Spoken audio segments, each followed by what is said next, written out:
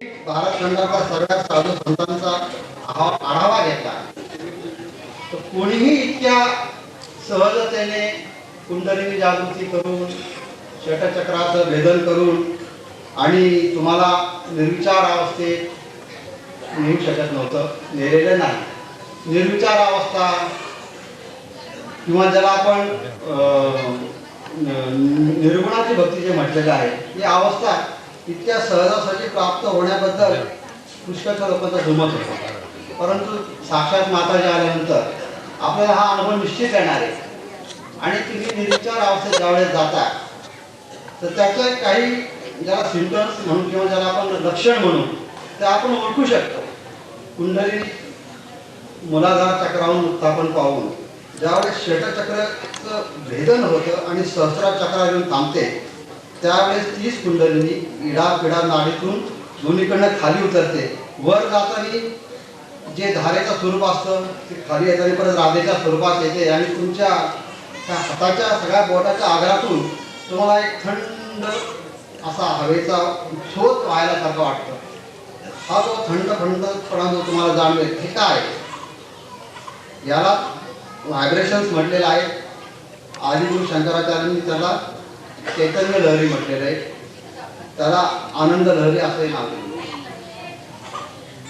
आपण योग साधना करणारे जे काय अनेक मार्गातले अनेक साधना जर भेटला आणि तुम्ही त्यांना जर विचारलं की तुमची कुंडलिनी शक्ती सहस्र चक्रावर स्थिर झालेली तुम्हाला आठवते का, जाणवते का, तुम्हाला तुमच्या हातातून थंड थंड व्हायब्रेशन्स किंवा चैतन्य लहरी जाणवतात का? मला नाही वाटत. सहज सोडून बाकी कुठलाही योग साधना करणारा साधक निश्चित ठामपणे हो म्हणून सांगेल असं मला वाटत नाही. आदिशक्ती माताजी श्री निर्मला देवी की जय. आदिशक्ती माताजी श्री निर्मला देवी की जय. आदिशक्ती माताजी श्री निर्मला देवी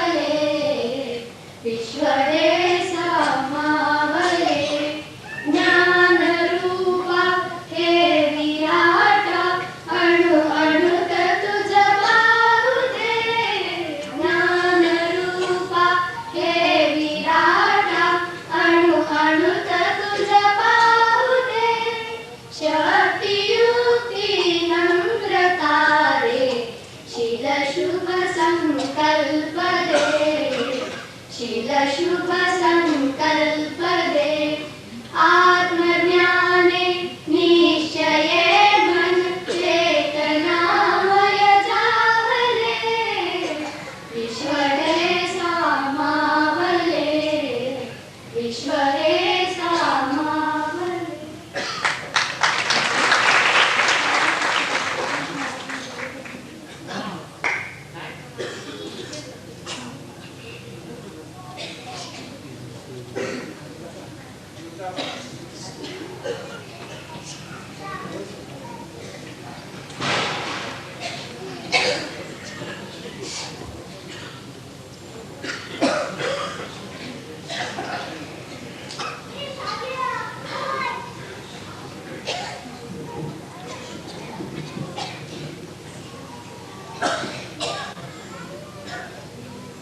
प्यारे सहयोगियों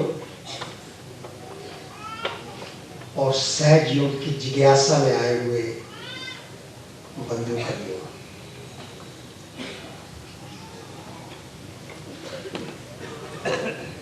आज बड़ा ही पावन अवसर है, जबकि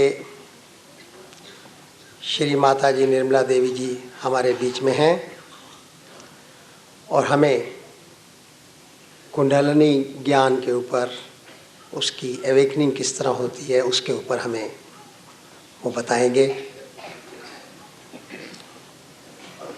मैं जानता हूँ कि कुछ सज्जनों को जो यहाँ आए हैं काफ़ी असुविधा हो रही है जगह की कमी होने की वजह से।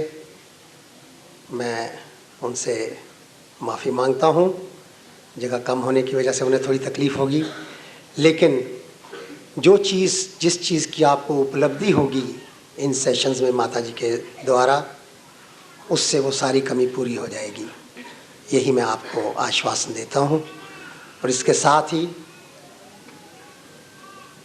आपको इस करुणामयी और प्रेममयी माँ के क्या तारीफ़ करूं, मैं तो कुछ कह नहीं सकता, मुझे कुछ समझ नहीं आती कि कहाँ से शुरू करूं, कैसे शुरू करूं।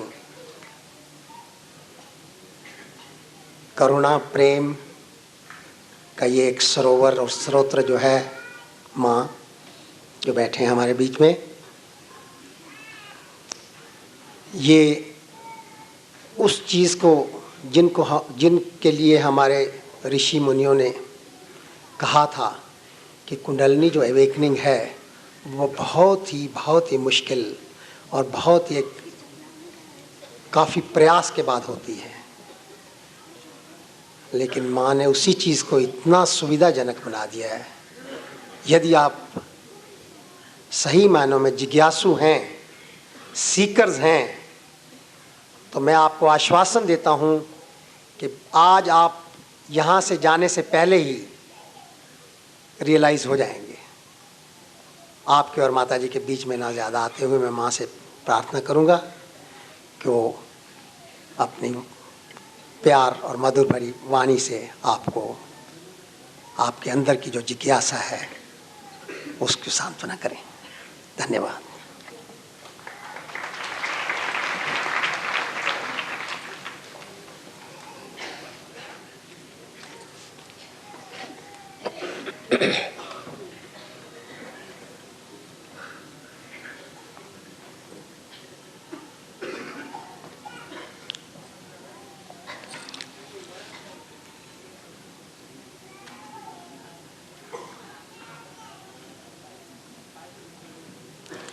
सत्य को खोजने वाले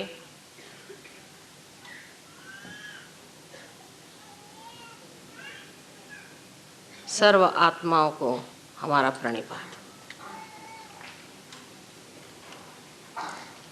आज मैं सोच रही थी कि कौन सी भाषा में आपसे वार्तालाप किया जाए, तो यही सोचा कि मराठी में पहले बहुत बार पूना में भाषण हुआ था, आज हिंदी में ही भाषण दिया जाए, क्योंकि हिंदी हमारी राष्ट्रभाषा है और मेरी भी मातृभाषा मराठी है, किंतु हिंदी भाषा सीखना मैं सोचती हूँ परम आवश्यक है।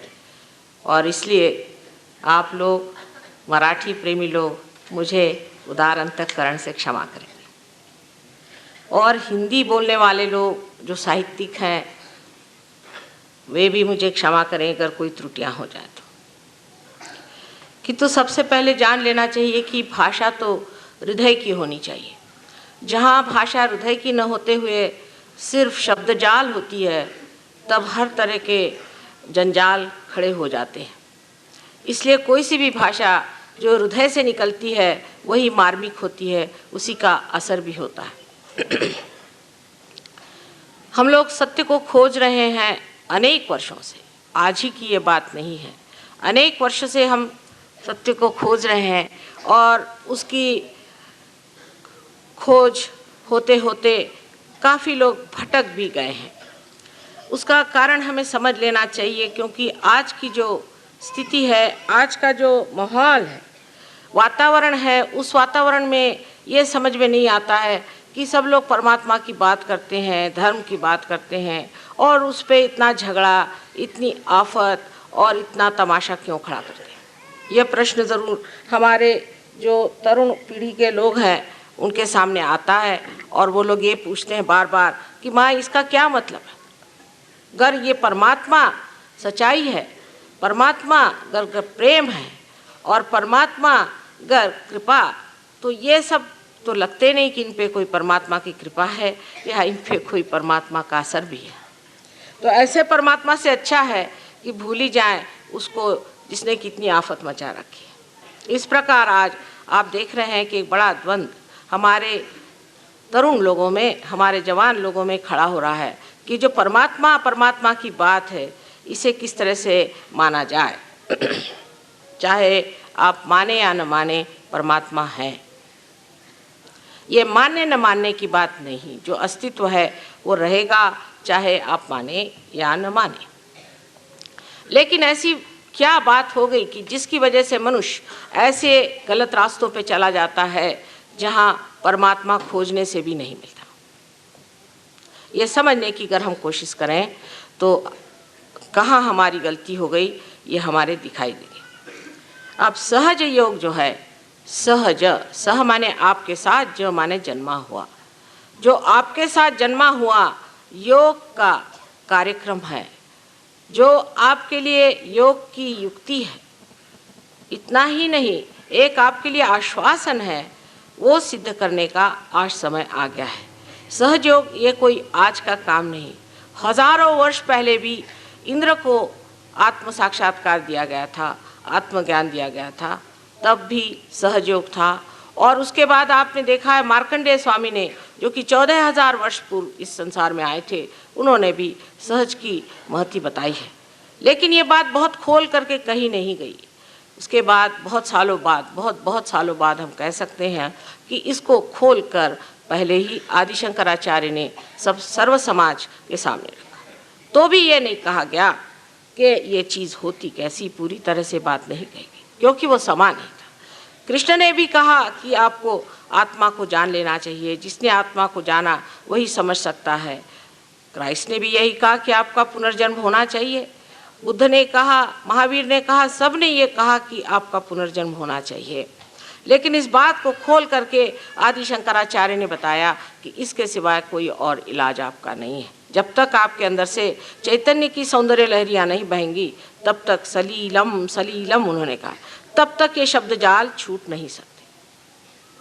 लेकिन सबसे ज़्यादा मैं कहूँ कि नानक साहब और कबीरदास जी, इन लोगों ने तो पूरी तरह से कोशिश करके और जो सत्य उसे सामने रखा कि कुंडलिनी के जागरण के सिवा कोई भी कार्य सिद्ध नहीं हो सकता। लेकिन उनका बोलने का ढंग इतना ज़बरदस्त और इतना ज़ोर का था कि लोग उसे समझ नहीं पाए। और यही बात मैंने महसूस की कि इस दुनिया में जब तक लोगों को आप आत्मज्ञान नहीं देंगे, उसकी बातचीत करना बड़ा बेकार सा हो जाएगा। जैसे गीता लिख दी, वो लोग पढ़ पढ़ के बेकार हो गए। उसके बाद और कोई ज्ञान की बात लिख दी, जिसे पढ़ पढ़ के लोग बेकार हो गए। लेकिन अब जो बात है वो करने की, दिखाने की, बतलाने की नहीं रही। और वही बात सोच करके मैंने इस पर बहुत जानने की कोशिश की कि मानव में कौन से दोष होते हैं, इसमें कौन सी तकलीफ़ें होती हैं जिसके कारण ये परमात्मा को नहीं जान पाता है। और काफ़ी उम्र तक इस पर मेहनत करने पर एक दिन सहज में ही मैंने सोचा कि सहस्त्रार के खोलने से ही सब ठीक हो जाएगा, और उसी प्रकार ये सहयोग हमारा प्रस्थापित हुआ है। अब इसमें जान लेना चाहिए संक्षिप्त में कि ये जीवंत प्रक्रिया हमारे अंदर है, जीवंत। जैसे कि हम एक अमीबा से इंसान बने हैं, उसी तरह से आज इंसान से हमें अतिमानव बनना है, और वो भी एक जीवंत क्रिया से होने वाला। उसमें कोई सी भी नकलियत नहीं है कि जो शब्द जाल से हो जाए, कुछ सर पे खड़े होने से हो जाए, कपड़े बदलने से हो जाए, या बाह्य की चीज़ें छोड़ देने से हो जाए। ये तो अंदर की प्रक्रिया है। जैसे बीज आप उगवाना चाहते हैं, उसमें अगर अंकुर आना है तो उसे आपको माँ के हृदय में डालना होगा, उसको इस पृथ्वी के पेट में डालना होगा, और वो अपने आप अकस्मात सहज में ही अंकुरित होता है। कैसे होता है क्या आप बता सकते हैं? एक फूल फल कैसे होता है आप बता नहीं सकते। इसी प्रकार सहज योग जो है वो भी एक अद्भुत घटना ज़रूर है, लेकिन ये किस प्रकार होती है ये हम बता सकते हैं, क्योंकि मनुष्य के जितने भी कार्य हैं वो सब ज्ञात होने चाहिए। और इसलिए आप जान सकते हैं कि अपने अंदर जो कुंडलिनी स्वरूपा शक्ति है, जो त्रिकोणाकार अस्थि में बैठी हुई है, वो जागृत होने से ही आत्मबोध होता है। आश्चर्य की बात है कि गीता पर, गीताई लिखते वक्त में ज्ञानेश्वरी जो है वो गीता ही पर लिखी हुई है पूर्णतया। ज्ञानेश्वर जी ने 6ठे अध्याय में कुंडलिनी का बड़े ज़ोर शोर से व्याख्यान किया हुआ है, उसको बतलाया हुआ है, समझाया, उसका वर्णन भी बहुत सुंदर किया, बहुत ही सुंदर किया हुआ है। और उसके बाद उन्होंने ये भी बताया है कि जिस वक्त ये कुंडलिनी का जागरण होगा तब किस तरह से लोगों को लाभ होंगे। उसमें से एक बहुत ही सुंदर चीज़ ये है कि जो जे वांछिलते तो लाहो, जो चाहोगे वो मिलेगा, लेकिन चाहत ही इंसान की बदल जाती है, उसके चाहने का ढंग ही बदल जाता है। अब ये कुंडलिनी हमारे अंदर स्थित है। अब कोई अगर साइंटिफिक लोग हैं तो वो कहेंगे कि साहब ये कैसे आपने जाना। अब हम जानते हैं, आप चाहें तो इस बात को माने या न माने, लेकिन एक बात है, अगर आप साइंटिस्ट भी हैं तो आपको अपना दिमाग खुला रखना चाहिए, ओपन माइंडेडनेस होनी चाहिए। अगर आप ओपन माइंडेड नहीं हैं तो आप कभी भी साइंटिस्ट हो नहीं सकते। हम एक आपके सामने कहना चाहिए कि जिसे एक धारणा, एक हाइपोथेसिस रख रहे हैं, उसको अगर हम सिद्ध कर दें तो फिर वो तो कायदा हो ही जाता है।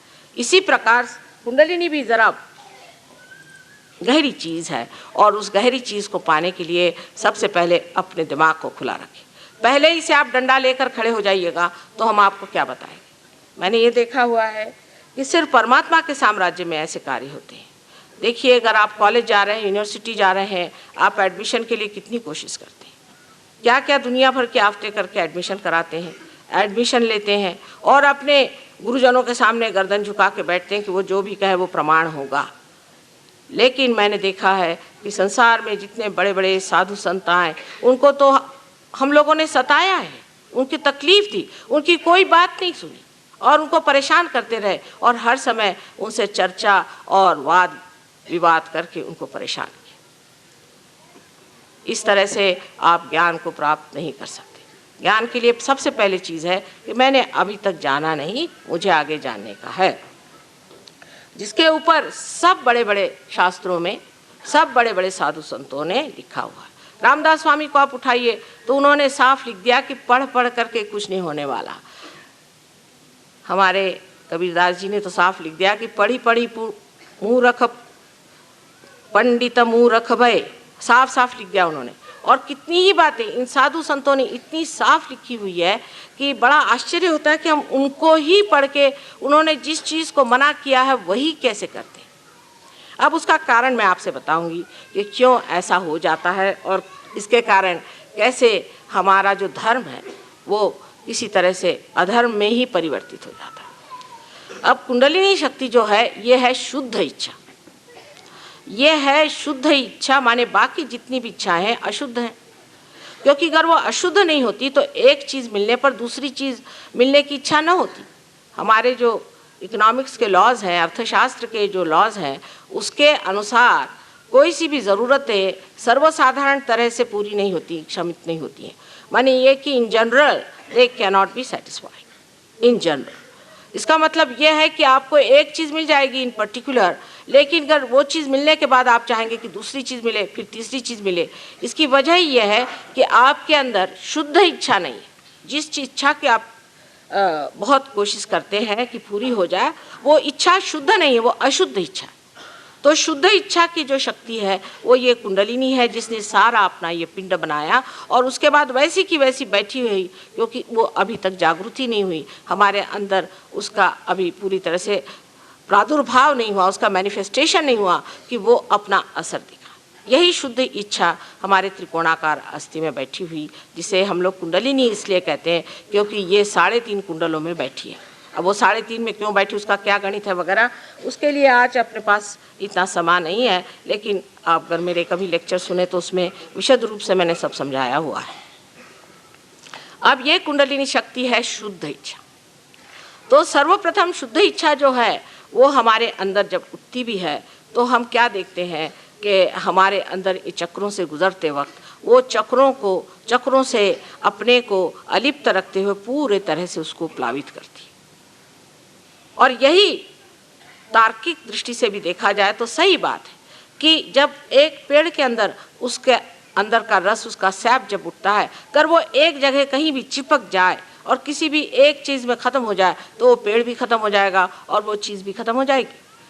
उसी तरह से जब ये कुंडलिनी हमारे अंदर जागृत होती है और बढ़ने लग जाती है तो ये शुद्ध इच्छा बाकी की जो इच्छा है उनको दूर हटाती जाती है। लेकिन इसके बिल्कुल उल्टा हमारा कार्यक्रम रहा कि जब हम धर्म की ओर मुड़े। पहले तो जब हम धर्म की ओर मुड़ते हैं या किसी भी चीज़ की ओर मुड़ते हैं तो पहले हमारा उनसे शारीरिक रिश्ता जुड़ जाता है। हम लोग ये देखते हैं कि इससे शारीरिक या जड़ चीज़ें क्या मिल सकती हैं। ये देखते हैं कि जैसे ही धर्म में लोग आ जाते हैं तो पहले देखते हैं कि भाई अपने कितने इससे फ़ायदे हो सकते हैं, इसमें क्या क्या हम कर सकते हैं। यहाँ तक कि लोग सोचते हैं कि इससे अच्छा हो कि हम कुछ लोगों का पैसा ही मार लें, रुपया मार लें, ये कर लें, वो कर लें, और फिर धीरे धीरे उसकी ऐसी चीज़ें बनती जाती हैं जो बिल्कुल घृणित और नर्क चीज़ जैसी हो। शरीर की ओर चित्त जाता है। मनुष्य का जब शरीर की ओर चित्त जाता है तो वो शुद्ध इच्छा में नहीं। सीधा हिसाब है कि शरीर में फिर शरीर के कपड़े बदलिए, नाम बदलिए, दुनिया भर की चीज़ें करिए, इससे धर्म नहीं स्थापित हो सकता। इसलिए मनुष्य बहकता चला गया। फिर मनुष्य की जो दूसरी पकड़ आती है जो कि बड़ी ज़बरदस्त है, वो है मानसिक, माने बुद्धि पर। इस पे बड़े बड़े वितंडवादी हो गए। आप जानते हैं कि एक बड़े भारी ऐसे ही बुद्धिवादी ने कितना आदि शंकराचार्य को सताया था। हमेशा ये बुद्धिवादी लोग अपनी चिपक को नहीं समझते। इनको चिपक होती है जो इन्होंने पढ़ लिया। अगर किसी आदमी ने गीता पढ़ ली तो वो सोचता है कि मैं तो व्यास मुनि हो गया, कम से कम उनसे ज़्यादा नहीं हुआ तो कम से कम व्यास मुनि तो हो ही गया हूँ। किसी ने अगर बाइबल पढ़ लिया तो वो सोचता है कि ईसा मसीह मुझसे ज़्यादा वो जानता है। ये जो बौद्धिक पकड़ हमारे अंदर आ जाती है उससे और भी प्रश्न खड़े हो जाते हैं। सारा ईसाई धर्म जो है आज इस बौद्धिक पकड़ की वजह से खत्म हो चुका है। आप देख लीजिए कि बौद्धिक पकड़ इनमें किस प्रकार आई कि जिस वक्त में ईसा मसीह इस दुनिया में आए तो उन्होंने यही कहा कि अपना पुनर्जन्म करो। तब निकोडेमस ने कहा कि क्या मैं अपने माँ के गर्भ में फिर से प्रवेश करूं? उनका कि नहीं, जो गर्भ से पैदा होता है वो तो जड़ ही है, लेकिन जो आत्मा से, जो आदिशक्ति से पैदा होगा वही आत्मा है। और आत्मा की पकड़ आए बगैर आप परमात्मा को नहीं जान सकते। लेकिन इन लोगों ने ये सोचा कि ये तो कुछ समझ में नहीं आई बात, क्योंकि उनमें से किसी को भी साक्षात्कार देना नहीं आता था। बहरहाल नहीं भी आता था तो भी उसका इतना बुद्धि का झमेला बनाने की कोई ज़रूरत नहीं थी। उसके बुद्धि का ऐसा झमेला बनाया कि एक सेंट पॉल करके इंसान, जो कि ईसा धर्म से कुछ उसका संबंध नहीं था, उसने ईसा को देखा नहीं था और वो खुद एपिलेप्टिक थे और बीमार रहते थे और हमारे हिसाब से उनमें कुछ सुप्रा कॉन्शियस तकलीफ़ें थी। वो साहब बाइबल में आके बैठ गए। जिस वक्त मैंने पहले बाइबल उठाया मैंने कहा ये महाशय हैं कौन? मैंने नहीं, खलील जिब्रान ने, कितने ही लोगों ने, यानी आप जानते होंगे कि विलियम ब्लेक एक बड़े भारी दृष्टा हो गए, उन्होंने तक कहा कि ये इंसान बाइबल में क्यों बैठा हुआ, और इसको बाइबल में बिठा करके उसने जो भी बाइबल के बारे में लिखा वो इन लोगों ने मान्य कर दिया। अब उसकी हालत यहाँ पर आ गई है कि कि जिस वक्त में एक बुद्धिवादी महाशय जी ने बाइबल को जाना तो देखा कि पॉल ने ईसा के जन्म के बारे में कुछ लिखा ही नहीं, उसकी माँ के बारे में कुछ लिखा ही नहीं, उन्होंने जो चमत्कार किए उसके बारे में कुछ लिखा ही नहीं। तो उन्होंने कहा कि नहीं, ये तो इनके जो शिष्य थे वो तो फिशरमैन थे, ये मछलियाँ पकड़ते थे, मच्छी मार थे, इनके कोई अकल ही नहीं थी। उन्होंने अपने ही दिमाग से निकाल करके ये बात लिखी और इस बात को बिशप ऑफ कैंटरबरी जो है, आर्च बिशप ऑफ कैंटरबरी, उसको भी सहायता देनी पड़ी, उसको भी कहना पड़ा कि हाँ ये ठीक है, तो या तो अब आप पॉल को मानिए या ईसा को मानिए। उन्होंने कह दिया कि हाँ यही बात ठीक है, तो ईसा जो पैदा हुए थे वो भी गलत बात और उनके जो चमत्कार हुए थे वो भी गलत बात है। पॉल साहब जो है वो सही हो गए, क्योंकि इसी पॉल ने बाद में ऑगस्टीन का जन्म लिया और उसने आकर के सारा ऐसा एक बौद्धिक तार्किक एक ईसाई धर्म बना दिया कि चाहे कुछ हो, हाथ में बंदूक क्यों ना लेनी पड़े, सबको ईसाई बनाते रहे। ईसाई बनने का मतलब है सहयोगी बनना, योगी बनना, वही आत्म मुसलमानों का है। मोहम्मद साहब ने जो बातें लिखी थी उसको इतना उल्टा घुमा फिरा करके एक मुसलमान धर्म बना लिया। वही हाल हिंदुओं का है। हिंदुओं का तो हाल बहुत ही खराब है, क्योंकि इनमें एक ही धर्म में 50 धर्म बन गए। मेरी तो समझ में नहीं आता है कि हम लोग कब इस चीज़ से बाज आएंगे। सबसे पहली तो बात ये थी कि कहा गया है कि सबके अंदर आत्मा का वास है। फिर जाति पाति कहाँ से निकाली गई? जाति पाति का कोई अर्थ ही नहीं है, क्योंकि जाति पाति आपके कर्म के अनुसार बनाई गई थी और जब से ये जन्म के अनुसार बनाई गई तब से ये गड़बड़ शुरू हो गई। हो ही नहीं सकता है कि ये जन्म के अनुसार होगी, क्योंकि जिन्होंने व्यास ने गीता लिखी, व्यास कौन थे? सब जानते हैं कि ये एक ढिमरनी के लड़के थे और वो भी शादीशुदा नहीं। क्या वो ब्राह्मण हो सकते हैं? वाल्मीकि, जिन्होंने वाल्मीकि रामायण लिखा, ये कौन थे? आपके शास्त्र लिखने वाले बड़े बड़े लोग, ये कौन थे? ब्राह्मण वो ही होते हैं जिन्होंने ब्रह्म को जाना। जिन्होंने ब्रह्म को नहीं जाना उसे ब्राह्मण नहीं कहा जाता। लेकिन जन्म से हम ब्राह्मण हो गए, चाहे जो भी धंधा करें, जन्म से हो गए सो हो गया। और अब हमारे इलेक्शंस तक जाति पाति पर होते हैं, सो भगवान बचाए रखे इस देश को, इसका क्या हाल होने वाला है। क्योंकि आप जिस जाति में पैदा हुए, जाति माने सहज, जो आपके अंदर सहज है, एक का भाव है, जो परमात्मा को खोजता है वो ब्राह्मण है, और जो व्यापार में आनंद को खोजता है वो वैश्य है। इसी प्रकार सब जातियां बनी और उन जातियों का इतना महात्म्य बनाया गया कि हमारे यहाँ गोरा कुंभार हो गया। इस महाराष्ट्र में तो इतनी सजग इसकी पूरी प्रतिमा बनाई हुई है, गोरा कुंभार बन गए। तुकाराम ने कहा कि अच्छा होता मैं महार हो जाता। बार बार जातिवाद पे सारे संतों ने आघात किया। इतना ही नहीं, ज्ञानेश्वर जी को सताया किस? जो ये सब बुद्धिवादी थे, जो अपने को समझते थे कि ये बड़े भगवान के और सब चीज़ के ठेकेदार और धर्म के ठेकेदार हैं, उनको छल छल के उनको मारा। आज उन्हीं की ज्ञानेश्वरी लिख रहे हैं, उन्हीं की पूजा कर रहे हैं, ज्ञानेश्वर जी का मंदिर बना रहे हैं। इसकी वजह ये है कि बौद्धिक पकड़ ज़्यादा ज़रूरत थी, आत्मा की नहीं थी। आत्मा की पकड़ होना चाहिए। सारे संतों ने कहा कि अपने आत्मा को पहचान। नामदेव साहब जो इतने बड़े भारी यहाँ के कवि हो गए हैं, इतने पहुँचे हुए पुरुष थे, उन्हें एक बहुत सुंदर सा काव्य लिखा है जो कि गुरु ग्रंथ साहब में भी नानक साहब ने बहुत माना और उसे लिखा हुआ है, जिसका कि मैं आपको हिंदी में वर्णन बताऊं कि वो कहते हैं कि जो आदमी परमात्मा से एकाकार हो जाता है, उसकी ऐसी दशा हो जाती है कि जब उसका चित्त, जैसे एक छोटा बच्चा पतंग उड़ा रहा है, पतंग आकाश में भरारी मार के, भरारी मराठी शब्द ही लिया है उन्होंने, भरारी मार करके घूम रही है और ये बच्चा जो है औरों से बात कर रहा है, खेल रहा है, आगे पीछे दौड़ रहा है, लेकिन उस वक्त उसका चित्त उस पतंग पर।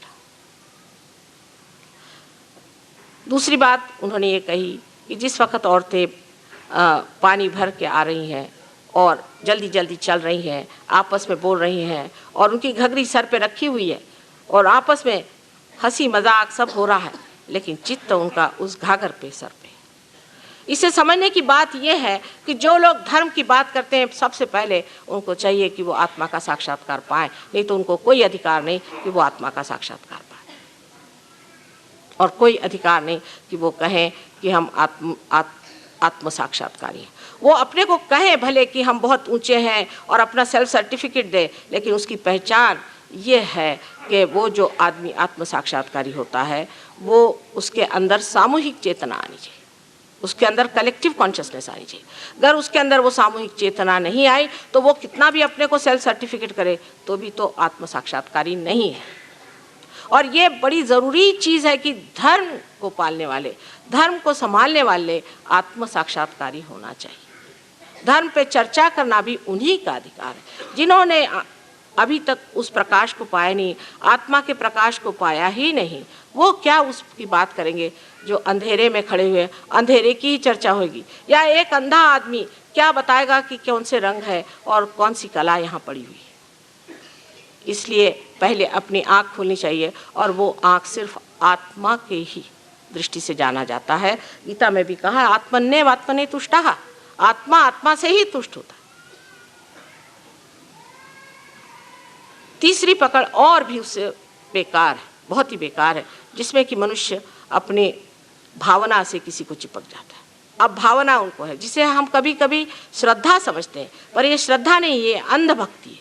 अंधभक्ति से लोग चलते हैं। अंधभक्ति माने ऐसी कि जिस वक्त में ईसा मसीह आए तो लोगों ने कहा कि हम तो भाई मोजेस को मानते हैं क्योंकि मोजेस तो मर गए थे, अब हम मोजेस के हम तो ईसा मसीह को मानते नहीं।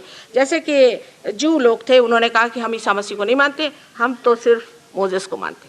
अब उस वक्त मोजेस तो वहाँ थे नहीं और इसीलिए मोजेस ने कहा था कि हमको सफ़र करना चाहिए तो हम तो सफ़र करेंगे। हालांकि ईसा मसीह के आने से हमारी सारी सफरिंग्स ही ख़त्म होने वाली थी, लेकिन उनका नहीं, हम तो सफ़र करेंगे। तो ठीक है, आपके लिए हिटलर आ गया, सफ़र करिए। यही एक उनका बेसिक डिफरेंस था कि हमें सफ़र करना चाहिए। अब सफ़र क्या परमात्मा के लिए आपको क्या दुष्ट बातें सिखाई गई हैं कि आपको हाल अपेष्टा और दुख और यातनाएं उठानी पड़ेंगी। अरे जिस परमेश्वर ने आपको ये मनुष्य का देह दिया है, उसने कोई आपको तकलीफ दे करके परेशान करके किया है। आपके माँ ने भी जब आपको जन्म दिया तो सारा कष्ट तो अपने ही ऊपर उठाया है, कोई आपको तो कष्ट नहीं दिया था। फिर ऐसी बातें लाना कि आज हमारे महाराष्ट्र में तो खास ये है कि आज सोमवार है तो उपवास है, कल मंगलवार है तो उपवास है, कल बुधवार है तो उपवास है और फलाना है तो उपवास है। यानी अपने देश में ऐसे ही लोग उपवास से बहुत है, काय को उपवास करते। लेकिन उपवास करने की इतनी बीमारी हमारे देश में, और वो भी उन दिनों में करेंगे जिस दिन कि हमारे किसी बड़े महान अवतारों का जन्म हुआ। जैसे हमारे यहाँ संकष्टी मानते हैं, जो गणेश जी का जन्म हुआ है उस दिन उपवास करेंगे। अरे अगर आपके घर बच्चा पैदा हुआ तो उस दिन क्या आप उपवास करेंगे, सूतक करेंगे या मिठाई बांटेंगे? सब उल्टी बात कर दी कि ये जो भावनावश हो करके अपने को दुख देने से परमात्मा मिलते हैं, आपको यातना देने से परमात्मा मिलते हैं, जैसे शिया लोग करते हैं। ये बड़ी गलत फहमी में लोग बैठे। उल्टे जो प्रसन्न चित्त हैं उन्हीं को परमात्मा मिल सकते। जैसे अंग्रेजी में कहा था count your blessings one by one. जो अपनी ब्लेसिंग्स को सोचता है परमात्मा ने कितना मुझे दिया है, उसी को परमात्मा मिलते हैं। जो अपने को हाल अपेष्टा में और दुख में डालता है, आप ही बताइए, किसी माँ ने अगर अपने बच्चे को देखा कि वो अपने को भूखा मर रहा है तो इससे बढ़ के वो माँ के लिए और क्या दुख की बात होगी? वो कहेगी कि मेरा जन्म ही व्यर्थ है अगर मेरा बच्चा भूखा रहता है। इससे ज़्यादा दुखदायी और कोई चीज़ ही नहीं हो सकती। हाँ, अगर आपको उपवास करना है तो करिए, उसमें कोई हर्ज नहीं, आप अपनी तंदुरुस्ती के लिए करिए, लेकिन परमात्मा के लिए उपवास वगैरह करने की ज़रूरत नहीं। ये एक भावना का एक ये कि हम बड़े दुखी जीव। दूसरा भावना का ये कि हमारी बड़ी भगवान पे श्रद्धा है। जब राम आए तो उनके वक़्त में उनका कि हम तो परशुराम को मानते हैं, जब कृष्ण आए तो हम राम को मानते हैं, और अब जब और कोई आएगा तो ये होगा कि हम कृष्ण को मानते हैं। कृष्ण आपके सामने आज खड़े हैं क्या? कौन खड़ा है आपके सामने, ये भी सोचना चाहिए। वर्तमान में रहने की हमारी प्रवृत्ति नहीं, कुछ तो भी बाह्य पिछले इसमें रहना, किसी गत विचारों में रहना, ये भावनावेश है।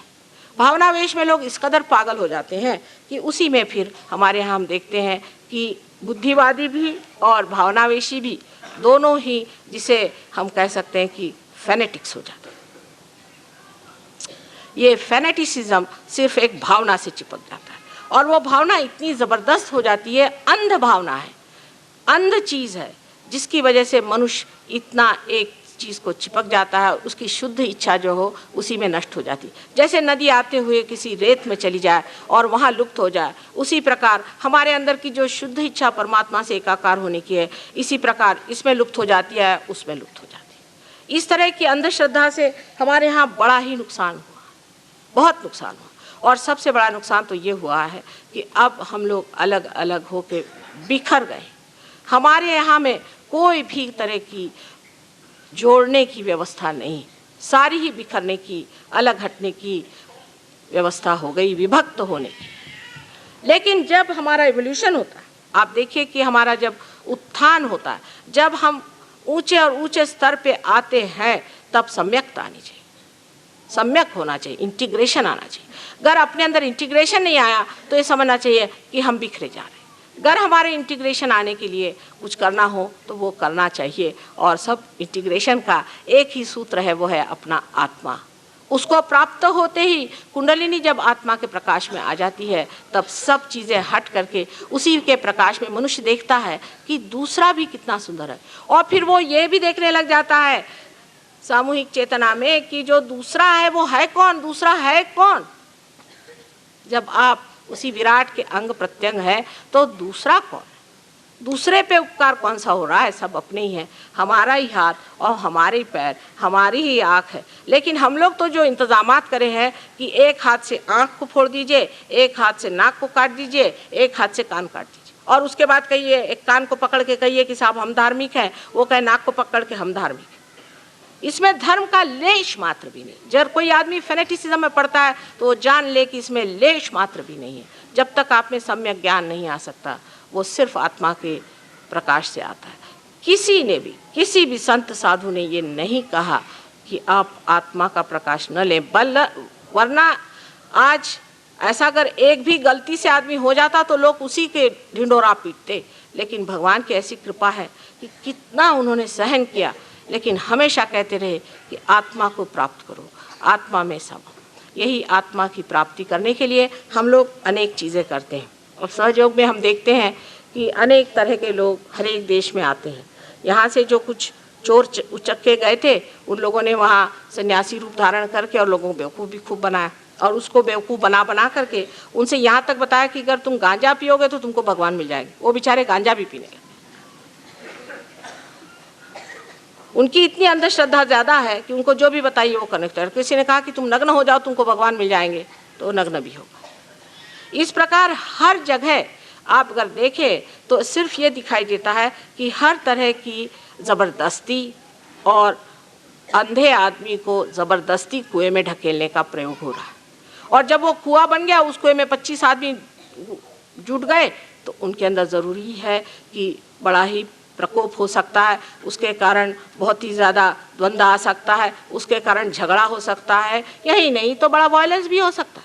इस तरह सबको कुएं में ढकेल दीजिए और उस पर अपना आधिपत्य बना के बैठ गए कि हम इस जगह के मठाधीश हैं, हम इस जगह के पोप हैं, हम इस जगह के फलाने हैं, वो हैं। यानी यहाँ तक कि जैन जैसी बड़ी भारी चीज़ जो कि विदितामा ने शुरू की थी, जो कि बहुत ही ऊंची चीज़ है और बड़े ऊंचे सतह पर वो बात करता था, लेकिन उसके जो मुख्य हैं उनको मैंने देखा कि उनकी कुंडलिनी तो नीचे में बैठी है, तो पार भी नहीं। मैंने कहा आप जैन कैसे? जैन का मतलब ही ज शब्द जो है उसका मतलब है ज्ञ, ज्ञ माने जिसने जाना। तो मैंने पूछा कि आप बैठे कहाँ हैं, ये कैसी बात है? कहले हमारे यहाँ तो 26 हो गए कश्यप, तब से कोई कश्यप नहीं हुआ, और मैं कहाँ से हो सकता हूँ, ये तो 12वीं शताब्दी में सब खत्म हो गया, 26 कुल हुए। तो मैंने कहा आप उस तख्त पे क्यों बैठे? तख्त पे तो आप बैठे हुए हैं और आपका अधिकार क्या है? उसी प्रकार वेद का हुआ। वेद में पहले ही श्लोक में कहा है कि जिसको विद हो जाए तब वेद का अधिकार है। जिसने विद नहीं, जिसको विद नहीं है, जिसने जाना नहीं है, उसको वेद क्या करेगा? अब विद होना माने क्या? विद माने अपनी अंदर जो चेतना है उसमें उसे जानना। यानी अंग्रेजी में कहा जाए तो एक अपनी सेंट्रल नर्वस सिस्टम में हमको अपनी आत्मा को जानना चाहिए। अगर हम अपने सेंट्रल नर्वस सिस्टम पे नहीं उसे जानते हैं तो ये हमें विद नहीं होगा, क्योंकि जो भी कुछ हमने अपने उत्क्रांति में और इवोल्यूशन में पाया है वो सब हम अपने सेंट्रल नर्वस सिस्टम में मानते हैं। आत्मा के प्राप्ति से कितने लाभ होते हैं, अनेक अनंत है, मैं उस पर बता नहीं सकती हूँ, लेकिन कल कुछ मैं बताऊंगी इसके मामले में आपको कि इसके कितने लाभ होते हैं, क्योंकि मनुष्य पहले लाभ ही देखता है। ये बात माँ को जानना चाहिए कि अपने बच्चे पहले चॉकलेट खाते हैं, इसलिए पहले लाभ कराओ और फिर उनको समझाओ कि ऐसे ही आगे बढ़ते बढ़ते तुम दूसरों का भी लाभ करा सकते हैं। जब दूसरों का भला होता है, जब दूसरों का अच्छा होता है, तब जा करके आपको असल में पता होता है कि सहज योग से हमने क्या प्राप्त किया। तब तक तो आपको लगता है कि मैं स्वार्थी हूँ, मैं अपने ही लिए हूँ, मैं अपने ही को देखता हूँ, लेकिन मैं दूसरों को कुछ नहीं कर पाया। जब आप दूसरों को देने लग जाते हैं तब इसका असली मज़ा आने लग जाता है। हमारे यहाँ अनेक वाद विवाद हैं, हर एक बड़े बड़े अवतरणों के वाद विवाद लोगों ने खड़े कर दिए हैं, लेकिन उसकी असलियत को कोई नहीं जानता। जैसे गीता में हो सकता है कि उन्होंने कुंडलिनी का उल्लेख नहीं किया क्योंकि समय नहीं था कुंडलिनी की बात करने की, लेकिन उन्होंने साफ कर दिया कि योगक्षेम वहाम्यम, पहले योग करो फिर क्षेम करेंगे। ऐसी संस्था अपने देश में अनादिकाल से है जो योग प्रदान करती रही। यहाँ पर महाराष्ट्र में नाथ संप्रदाय जो था उसने योग की संपदा लोगों को दी, लेकिन एक दो आदमी उस वक़्त में पार होते थे, एक ही दो। आपको मालूम है राजा जनक के टाइम में एक ही नचिकेता को उन्होंने पार किया था, वो भी बहुत परीक्षा के बाद। और यहाँ भी कुछ गुरु ऐसे अब भी हैं जो कि ये कार्य कर सकते हैं, पर एक ही दो को इसलिए करते थे क्योंकि तब हमारा जो वृक्ष था, धर्म का वृक्ष था, उसकी शुरुआत थी। उस वक्त एक ही दो उसमें फूल लगते। लेकिन जहाँ जहाँ ऐसे महान लोग हुए हैं उनका विपर्यास करके, उनको गलत धारणा में लेकर के हमने अपनी अपनी संस्थाएं बनाई, जिसमें या तो शारीरिक, मानसिक या बौद्धिक पकड़ थी और धर्म था नहीं। क्योंकि धर्म जो है वो आदमी में बैलेंस देता है, उससे आदमी में बैलेंस आना चाहिए, उसके अंदर संतुलन आना चाहिए। अगर मनुष्य के अंदर संतुलन नहीं आया तो वो धार्मिक नहीं है, वो असंतुलन में गया चला गया तो वो बेकार। धर्म सिर्फ संतुलन के लिए दिया, क्योंकि अगर आपका उड़ान होना है, आपका अगर असेंट होना है तो आपको सबसे पहले बैलेंस आना चाहिए। लेकिन धर्म में ही लोग जड़े रहेंगे ही नहीं, अगर उनमें पूरा बैलेंस आ जाएगा तो उनका उड़ान वो करेंगे ही। लेकिन हम अपना बैलेंस नहीं देखते, हमारे अंदर कोई भी बैलेंस नहीं आ पाता है, क्योंकि हम तार्किक धर्म में रहते हैं या किसी अंधश्रद्धा में रहते हैं या किसी शारीरिक पूजा में लगे रहते हैं, उससे धर्म अंदर नहीं आता। सबसे पहले ये है कि आप अपने को बैलेंस करें, अपने में देखें क्या बैलेंस है। और जब आप अपने को बैलेंस करना चाहते हैं, इस वक्त आप सोचते हैं कि हम संतुलन में रहें, किसी भी एक्सट्रीम पे नहीं जाएं, तो असहज में ही आपके अंदर सुबुद्धि, जिसे हम विजडम कहते हैं। और सबसे बड़ी बात हमारे लिए इस भारतवर्ष में तो ये है कि यहाँ की भूमि स्वयं एक योग भूमि है, बहुत पवित्र भूमि। आप यहाँ पैदा हुए, ये कितनी महान बात है, इसे आप जानते नहीं। एक बार मैं लंदन से आ रही थी, रास्ते में जैसे ही इस पवित्र भूमि को हमने पार किया, मैंने हमारे हस्बैंड से कहा कि साहब यहाँ पर देखिए हम हिंदुस्तान छू गए। कहा कैसे पता? मैंने कहा आप जाके पूछिए। तो पायलट ने कहा कि अभी 1 मिनट पहले हमने हिंदुस्तान का किनारा छुआ, क्योंकि चारों तरफ चैतन्य की लहरियाँ मुझे दिखाई दे रही थी। ये इसी भारतवर्ष में। और महाराष्ट्र की तो क्या बात कही जाए कि महाराष्ट्र के अंदर जब रामचंद्र जी आए थे तब भी वो पैर के जूते उतार करके इस पवित्र भूमि पर चले थे। इस पवित्र भूमि ने अनेक संत साधुओं को जन्म दिया, लेकिन उसका भी पाखंड बना करके हमने बहुत सारा बनाया हुआ है। हर घर में उन्होंने कहा कि आपको गुरु होना चाहिए। गुरु होने का मतलब है कि कोई जेल से छूटा, उसने काशाय वस्त्र पहन लिया, हो गए वो गुरु।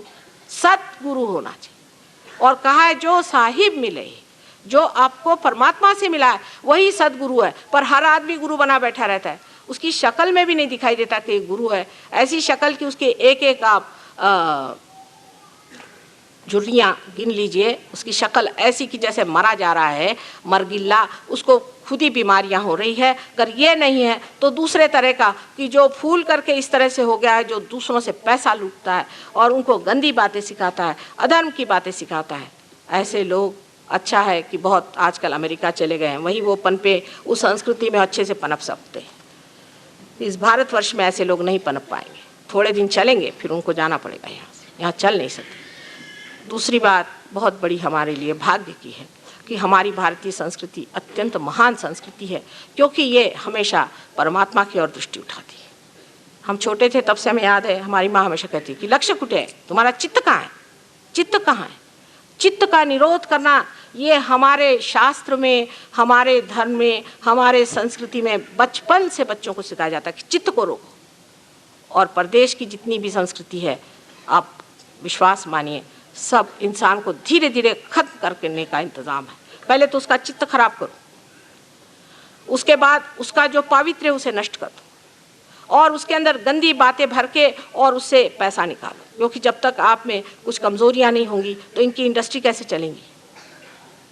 ऐसी ऐसी इंडस्ट्री बनाओ जिससे कि बेकार ही में लोगों से पैसा लिया जाए, जिससे ये बेवकूफ़ बनाया जाए और उनको लूटा जाए, जितना भी हो उनको मिटाया जाए।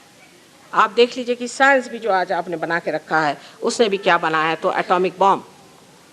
ये अच्छी बेवकूफ़ी है, कितनी मेहनत करके हम लोगों ने एटॉमिक बॉम्ब बना दिया कि जो हम ही को डिस्ट्रॉय करे, जो हम ही को ख़त्म कर दे।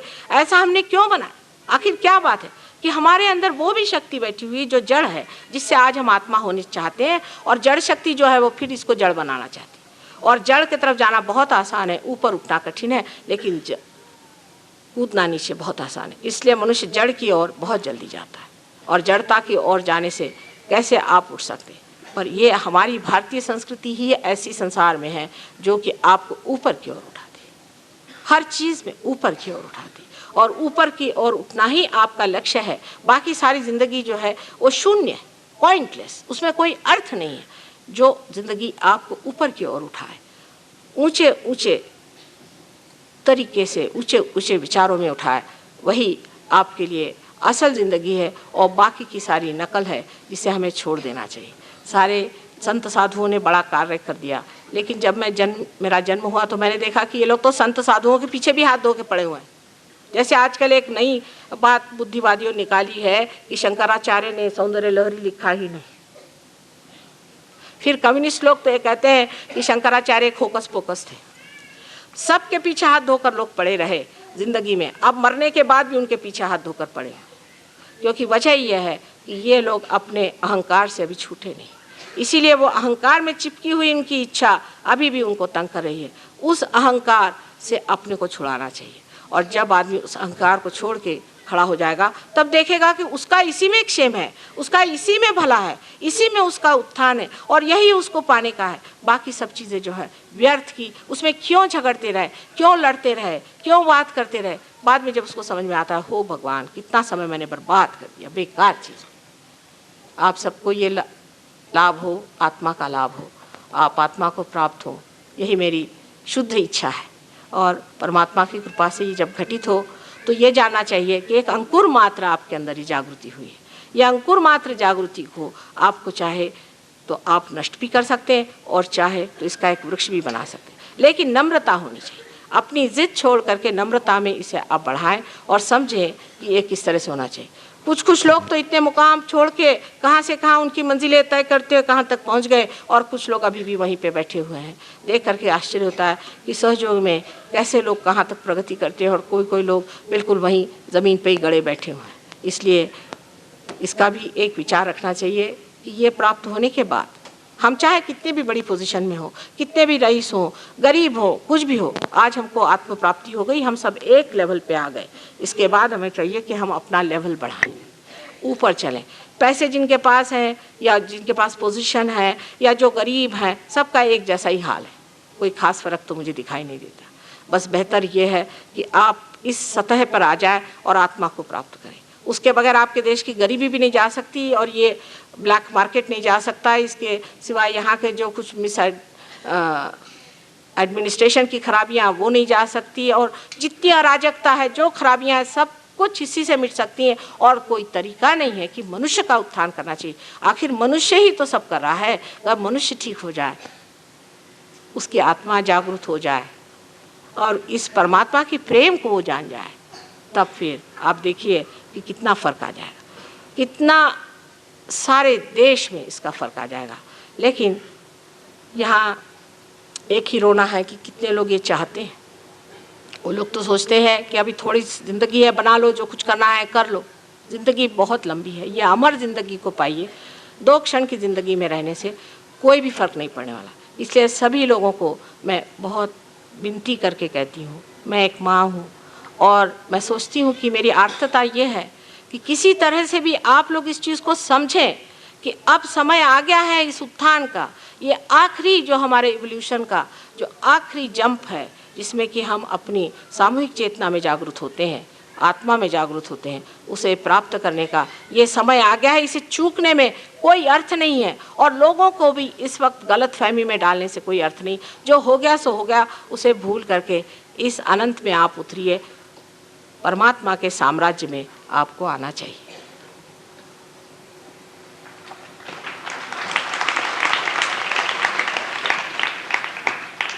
अब आपको अगर कोई प्रश्न हो तो 2-4 प्रश्न पूछिए, लेकिन बहुत ज़्यादा न पूछिएगा। और दूसरे, मेरे ऊपर डंडा उठाने की कोई ज़रूरत नहीं।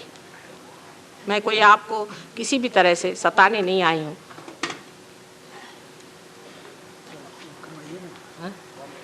जरा एक आध दो सवाल हो, एक आध करना चाहिए, नहीं तो वो बीच में खड़े हो जाएंगे, सवाल नहीं पूछोगे। बुद्धिवादी लोग बहुत है ना पूना में, तो बहुत। प्रश्न जो हो, आप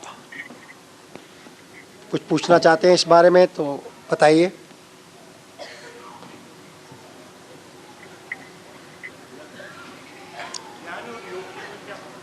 जी, ज्ञान और योग में क्या फर्क है?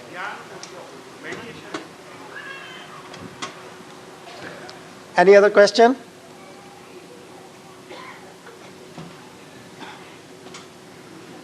कोई और प्रश्न है किसी के पास?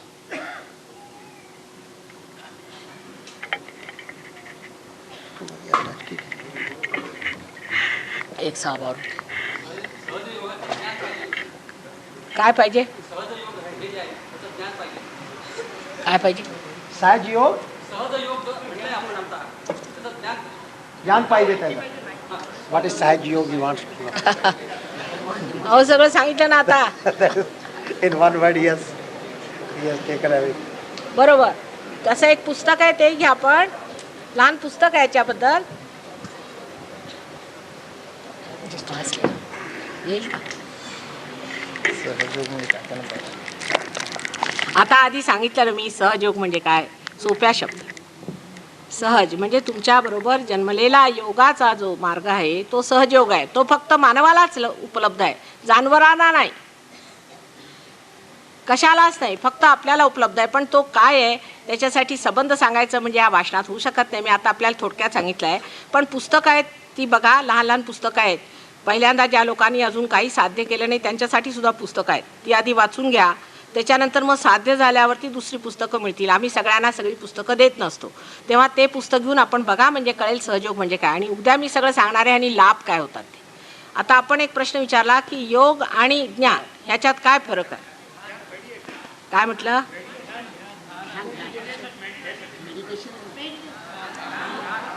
योग, ज्ञान और योग, ध्यान, योग आणि मेडिटेशन असं तुम्ही 3 म्हटलं ना. आता पहिल्यांदा ध्यान आणि योग सांगते. मराठी सांगू का? झालं मराठी भाषेत. आम्ही तुमच्यातलेच आहोत. मराठी लोग को मराठी बोलो तब उनको मज़ा आता है. और ऐसे भी मराठी भाषा बहुत अच्छी है, बड़ी प्रगल्भ है इस विषय के लिए, बहुत प्रगल्भ भाषा है. इस विषय पे काफ़ी लिखा गया, मेरे ख्याल से किसी और भाषा में इतना नहीं लिखा गया कुंडलिनी के बारे में जितना मराठी भाषा में लिखा है. आता योग म्हणजे आपला आत्म्याचा संबंध परमात्म्याशी होणं, ही पुढची दशा. पहिल्यांदा आपल्या चित्तामध्ये आत्म्याचा प्रकाश येणे ही पहिली दशा. आणि थोडक्यात सांगायचं म्हणजे कुंडलिनीचा संबंध आत्म्याशी होणं म्हणजेच योग घटित झाला, सुरुवात झाली. कुंडलिनीचं जागरण झालं म्हणजे आपल्या जसं एखाद्या बीला कोंब फुटावं तसे अशी जीवितावस्था तिला आली. आणि ती जाऊन एकदा आत्म्याला भिडली म्हणजे ब्रह्मरंध्र तिने भेदन केलं. म्हणजे ह्या ठिकाणी सदाशिवाचं स्थान आहे आणि सदाशिवाचं प्रतिबिंब आपल्या हृदयामध्ये आत्मास्वरूप आहे. त्या आत्मास्वरूप ह्याला ते जाऊन भिडलं म्हणजे योग सुरू झाला, सुरुवात झाली, योगाला सुरुवात झाली. म्हणजे असं आहे की त्याचा दिवा लावायचा. दिवा लावताना पहिल्यांदा आपण वात बघतो लावली, आधी आपण कंदील स्वच्छ करतो आणि मग दिवा लावतो. हा सहयोग असा आहे की आधी कंदील वगैरे स्वच्छ करू नका, आधी दिवा लावून घ्या. दिवा लावल्यावर हळूहळू कंदील दिसू लागतो कसा घाणेरडा, आणि तुम्हीच तुमचे गुरु होऊन तुमचा कंदील स्वच्छ करा. असा हा सहयोग आहे आपला. तर हा झाला योग. आणि योगामुळे जो प्रकाश पडतो ते ज्ञान आहे. आणि प्रकाश पडतो तो आपल्या सेंट्रल नर्वस सिस्टमवर. जो प्रकाश आपल्यामध्ये पडतो तो सेंट्रल नर्वस सिस्टमवर पडतो. आणि तो सेंट्रल नर्वस सिस्टमवर पडणारा जो प्रकाश आहे त्यालाच आपण म्हणूया की योगावर कोणता शब्द यूज केला था इन्होंने? ज्ञान. ज्ञान असं म्हणतात. पण ज्ञ म्हणजे जाणणे, ज्ञ म्हणजे त्याला तुम्ही बोध असं म्हणा, कारण तुम्ही ज्ञान म्हणता पण मी म्हणे बोध. त्यांनी बोध होतो. कारण ज्ञान शब्द आपण किती ठिकाणी वापरतो, एक शब्द ज्ञान आपण अनेक ठिकाणी वापरतो, त्यामुळेच घोटाळा होतो. ज्ञान म्हणजे संस्कृतचं ज्ञान असलं किंवा सायन्सचं ज्ञान असलं किंवा हे सगळं ज्ञानात येतं, पण त्यावेळेला आत्मबोध घडतो. आत्मबोध झाल्यामुळे जे ज्ञान आपल्या नसानसातून वाहतं ते खरं ज्ञान आहे, त्यालाच विद होणे असं म्हणतात. पण कितीही शब्द जरी पूर्वजांनी वापरले तरी आपण ते उलट्या गोष्टींसाठी वापरतो. विशेष करून इंग्लिश भाषा म्हणजे अत्यंतच दिव्य आहे. त्याच्यामध्ये आत्म्याला शब्द स्पिरिट आहे, दारूला स्पिरिट आहे, भूतालाही स्पिरिट आहे. तेव्हा आपल्या मराठी भाषेत सुद्धा असे वेगळे वेगळे शब्द करायला पाहिजे तितके नाहीत, पण जे आपण म्हणू आत्मबोध होणे, बोध शब्द छान आहे. ज्यांनी बोध होतो म्हणून त्याच्यावरनं बुद्ध शब्द झाला. ज्याला ह्याचा बोध झाला म्हणजे सेंट्रल नर्वस सिस्टमवर, आपल्या मज्जातंतूवर याचा परिणाम आला पाहिजे. ते मोहम्मद साहेबांनी सांगितलं आहे की जेव्हा तुमचं पुनरुत्थान होईल त्यावेळेला तुमचे हात बोलतील. हात कसे बोलणार? म्हणजे तुमच्यातनं चैतन्याच्या लहरी वाहू लागल्या म्हणजे तुमच्या बोटांच्या ह्याच्यावर तुम्हाला कळेल की कुणाची चक्र किती धरली, आपली चक्र काय धरली. आत्मबोध होईल स्वतःबद्दल आणि दुसऱ्यांच्याबद्दल. आता मेडिटेशन जे आहे ते करावं लागत नाही, मेडिटेशन होतं. मननात तुम्ही येता, मनन करायचं नसतं. आता मनन करायचं म्हणजे काय? सगळ्यांनी पाथरी घालायची, बसायचं, डोळे मिटायचे आणि लक्ष कुठेकडे दुसरीकडे. आता इथे म्हटलं तुम्ही मेडिटेशन करा म्हणजे लक्ष जरुरी नाही की तुमचं आतमध्ये जाईल, आणि जाऊ शकत नाही. मी म्हटलं तुमचं लक्ष आतमध्ये घ्या, तुम्ही लक्ष कसं आतमध्ये घेणार? म्हणा माताजी असं कसं करायचं? प्रश्न उभा राहणार. आम्ही लक्ष आतमध्ये कसं घेणार? म्हणून ही कुंडलीच्या जागृतीची घटना घडते. ती घडल्याबरोबर तुमचं लक्ष आतमध्ये ओढलं जातं, आणि लक्ष आतमध्ये ओढल्याबरोबर तुम्ही त्या लक्षाच्या मार्गाने, म्हणजे लक्ष असं समजा एखाद्या कापडासारखं धरलं तर त्याच्यातनं ते असं कुंडलिनीचं जे टोचणं चालते ती वरपर्यंत येईस तर त्याच्यात प्रकाश त्याचा बसत जातो, आणि शेवटी मग इथे भेदन झाल्यावर, त्या ठिकाणी त्या चित्ताचं भेदन झाल्यावरती मग हा जो सर्वव्यापी सूक्ष्म असा परमेश्वराचा आनंदाचा सागर किंवा प्रेमाचं जे आपण ज्याला ऋतंभरा प्रज्ञा असं म्हणतो, जे आपल्या अष्टांग योगामध्ये वर्णित केलेलं आहे, ते आपल्याला सर्वप्रथम हाताला लागतं. सगळे म्हणतात there is all pervading power of God. कुठे आहे ते? पहिल्यांदा आपल्याला हाताला लागतं आणि आपल्याला समजतं की हे आहे. त्याच्या आधी आपले हात जड आहेत, त्यांच्यात ती सूक्ष्मता नाही. ती सूक्ष्मता आल्याशिवाय आपल्याला हे लाभत नाही.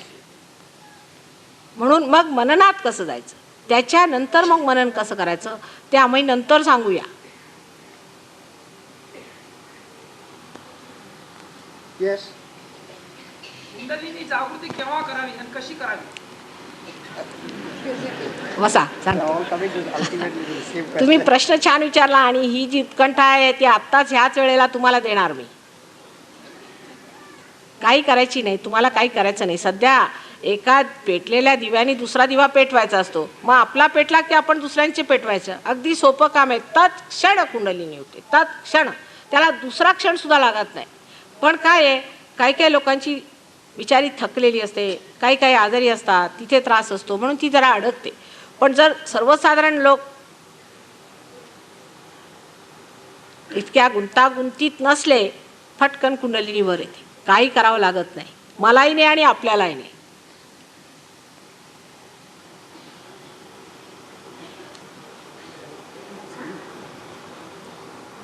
काय म्हटलं?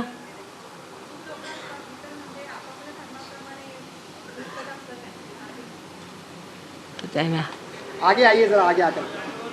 कोण आहे?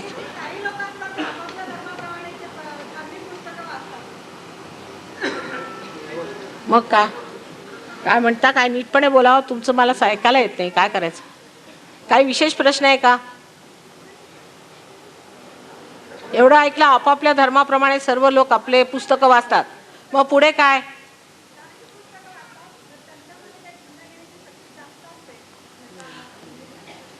त्याच्यात नसतं कुंडलिनीबद्दल असं म्हणणं आपलं. काय म्हणता?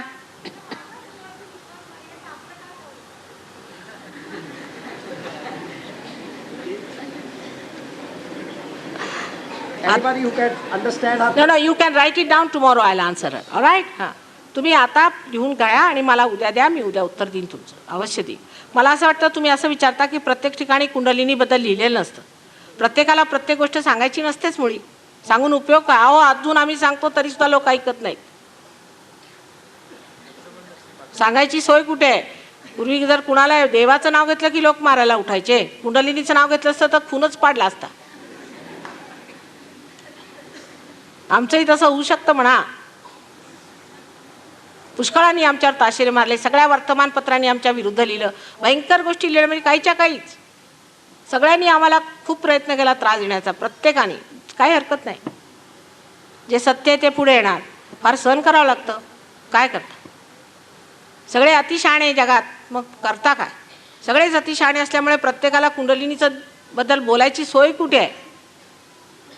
आणि किती मोठे मोठाले आपल्या इथे सद्गुरू आता आहेत. त्याच्यातलं माताजी तुम्ही कशाला डोकं फोडता यांचे? हे तुमच्या हातपाय मोडतील. म्हणून नाही सांगितलं. हे गुप्त ज्ञान आहे. होतं बरेच वर्ष गुप्त ज्ञान होतं. पण मार्कंडेय स्वामींनी जर 14,000 वर्षापूर्वी लिहिलेलं आहे तर आपण ते का बघू नये? हे तत्व आहे. सर्वांचं तत्व जे आहे ती कुंडलिनी आहे. त्या तत्वाबद्दल जर त्यांनी उहापोह नाही केला, कारण त्यांनी तेवढी तुमची स्थिती पाहिलेली नाही. ज्या वेळेला ती स्थिती येईल, धर्मामध्ये तुमच्यामध्ये संतुलन येईल, तेव्हा मग ते करता येईल. आता त्यांच्यावर आपण काही केस करू शकत नाही तुम्ही का कुंडलिनीवर बद्दल बोलले नाही म्हणून.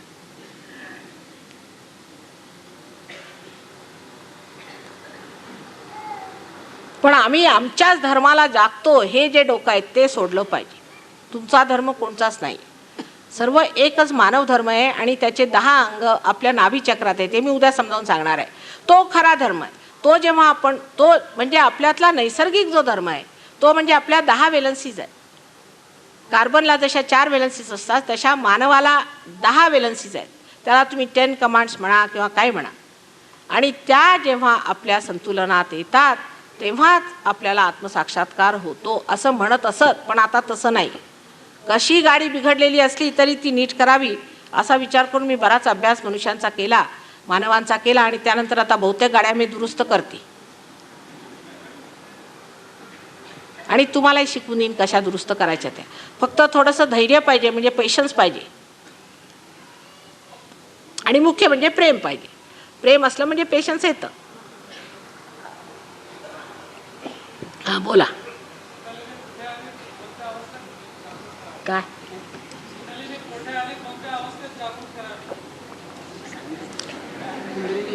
आपण म्हटलं कोणत्या अवस्थेत जागृत करायची. आता म्हणायचं असं की आता तत्क्षण म्हणते ना कोणत्या अवस्थेत तुम्ही आहात सध्या. काही त्याला अवस्था वगैरे लागत नाही. जो हुशार मनुष्य असतो, जाणकार असला तर त्याला काही लागतं का? तर जाणकार आहे. वाटेल ते तार असले तरी नीट करून सोडेल तरच तो जाणकार. नाहीतर तुमची अवस्था बनवा, 1.25 रुपयाची मला मिठाई आणून द्या, नाहीतर 1.25 तोळे मला सोनं द्या म्हणजे मी तुमची कुंडलिनी उठवतो वगैरे असं जो म्हणतो त्याला बरोबर 1.25 मोजून दिले पाहिजे. काही त्याला अवस्था लागत नाही. तुम्ही मानवा अवस्थेत आहात हेच मुख्य. मानवाचीच ही स्थिती आहे. मानव आहात ना, झालं. राक्षसाला नाही करू शकत. कबूल. आणि जर असं कुणी असलं तर इथे आलं असतं का? सगळ्यांची अवस्था अत्यंत उत्तम आहे. तेव्हा स्वतःबद्दल काहीही न्यूनगंडांची विचार ठेवला नाही पाहिजे की माझ्यात हे कमी आहे, मी हे पाप केलं वगैरे. हे सगळं विसरून जा. हे सगळं भारूड. हे सगळं भारूड आहे. तुम्ही कोणतंही पाप केलेलं नाही, काही नाही, तुमचा काही दोष नाही परमेश्वराच्या साम्राज्यात. अहो तो क्षमेचा सागर आहे.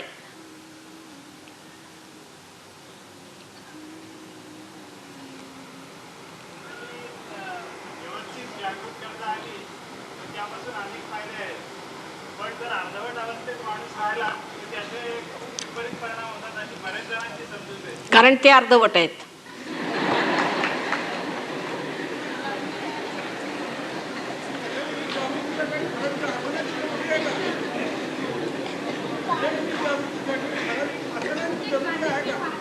काय म्हटलं?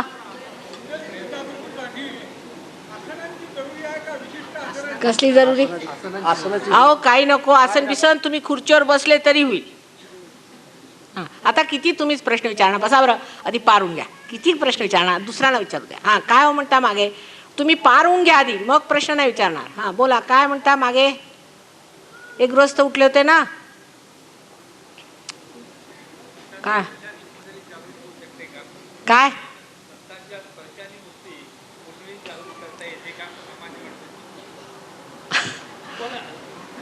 आता तुम्ही, माझं म्हणणं असं आहे की कुंडलिनी कशी जागृत होते ते जाणण्यापेक्षा जागृती आधी करून घ्या, मग आपल्याला त्याचे किती प्रकार आहेत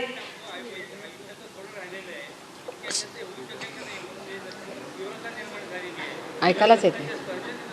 क्या प्रकार असं आहे की कुंडलिनी जागृती नुसत्या संकल्पाने सुद्धा होते, असं ऐकलं ना आपण की नाही ऐकलेलं? सद्गुरूंच्या संकल्पाने होते, नुसत्या संकल्पसिद्धीने होते.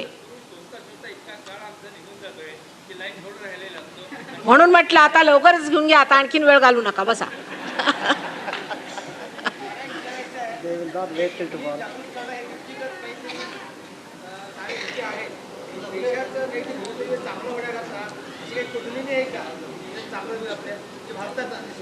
काय म्हणता? काय कळलं नाही बा? अहो देशाचाच नाही परदेशाचा सुद्धा होणार.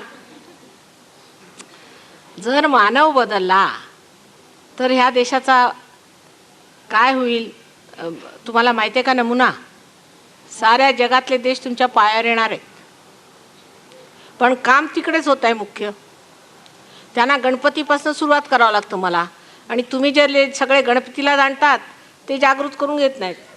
दात आहेत तर चणे नाहीत, चणे आहेत तर दात नाही. अशा परिस्थितीत कोणाचा उद्धार होणार आहे? सगळा त्रास मानवांचाच मानवाला आहे ना. एकदा मानव बदलला म्हणजे सगळं ठीक होणार आहे की नाही? एक सरळ गणित आहे ते.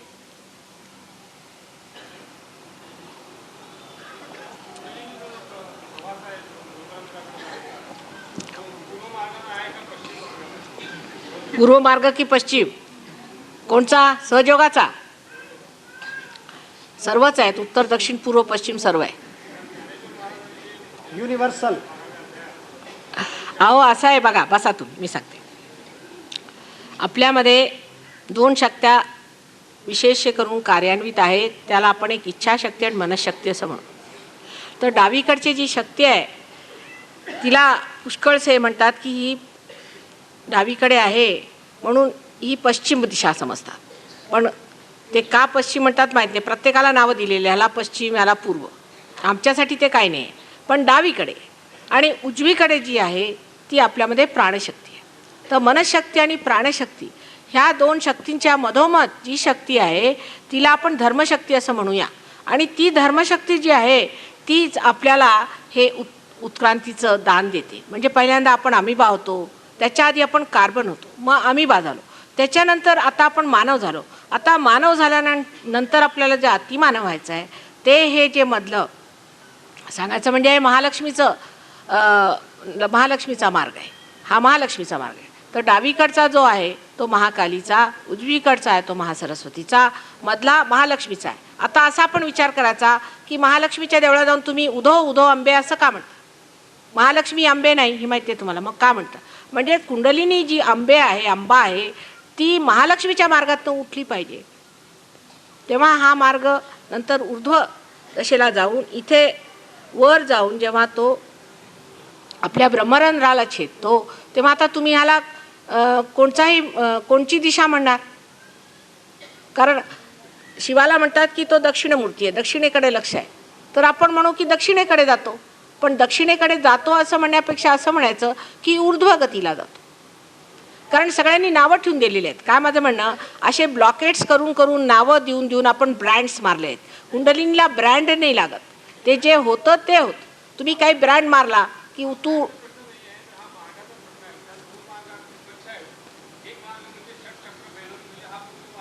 बरं. दुसरा मार्ग म्हणजे काय? दुसरा मार्ग काय? आता सुषुम्नामध्ये आणि जर चक्रांमध्ये फरक असला तर हे तुम्ही कोणतं पुस्तक वाचलं ते मला माहिती नाही. नाही असं नाही आहे. तुम्ही नीट हे बघा. आता तुम्ही बसा, ज्ञानेश्वरी उद्या घेऊन या घरी. असं आहे की बघा हे चक्र आहेत आणि चक्रामध्ये मधोमध असं जे आहे ही सुषुम्ना मार्ग आहे. आणि जेव्हा तुम्ही सुषुम्ना मार्गातून जाल तेव्हा चक्रांचं भेदन होतं ॲक्च्युअली. आणि ते आता मी करून दाखवू तुम्हाला. म्हणजे तुमचं होईल की नाही माहीत नाही, पण होईल बहुतेकांचं. असं धरून बसायचं नाही. पुष्कळांना काय आहे की एखाद्या शब्दाला धरून त्याचा शब्द छळ करतात आणि त्या शब्द छळात ठरवतात, त्याला काही अर्थ नाही. जेवढं छापलं आहे ते तरी आहे की नाही ठीक. जेव्हा होते ज्ञानेश्वर तेव्हा त्यांना छळून छळून मारलं आणि आता परत छळत आहेत मला.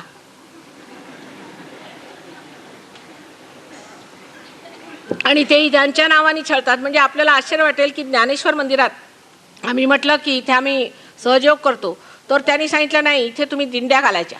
म्हटलं दिंड्या कशाला? नाही म्हणे आम्ही ज्ञानेश्वर मार्गी आहोत, आम्ही दिंड्या घालतो. म्हटलं त्यांनी दिंड्या घातल्या होत्या का? तर म्हणे की ते ज्ञानेश्वर होते, आम्ही दिंड्या घालतो. आपण त्यांनी दिंड्या घालायचं सांगितलं होतं का? तुम्ही दिंड्या कशाला घालता? तिथे त्यांचा पुतळा होता. म्हटलं इथे जर ते असते तर ते तुम्हाला बोलले असते. आता आम्ही आल्यावर ते आमचाही पुतळा करा म्हटलं. ही अशी दशा आहे ना. म्हणजे सांगते ना तुम्हाला काय आहे की दशा ही आहे. अतिवाचनाचे त्रास आहेत. आता पार होऊन घ्यायचं आहे की नाही पहिली गोष्ट. ज्यांना होऊन घ्यायचं आहे त्यांनी बसावं, नसेल त्यांनी जावं. पण पार व्हायचं असलं तर बसा, नाही तर जावं. कोणावर जबरदस्ती करताय? करते आता मी. बसा बसा करते, करायलाच पाहिजे.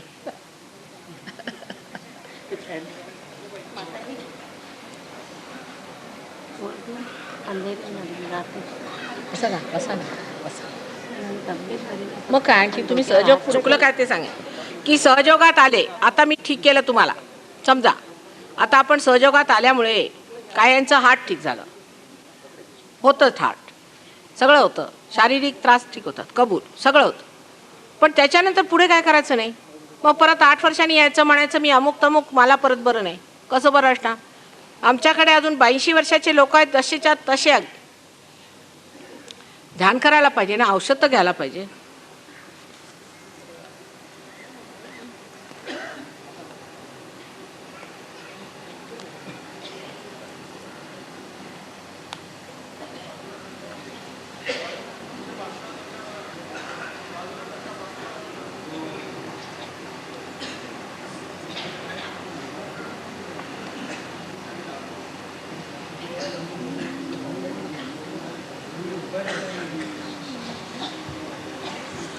आता हा पर्सनल प्रश्न आहे, तेव्हा तुम्ही जर कधी मला भेटला तर मी सांगेन किंवा याचं उत्तर आम्ही तुम्हाला देऊन देऊ. ह्याचा पत्ता द्या फक्त.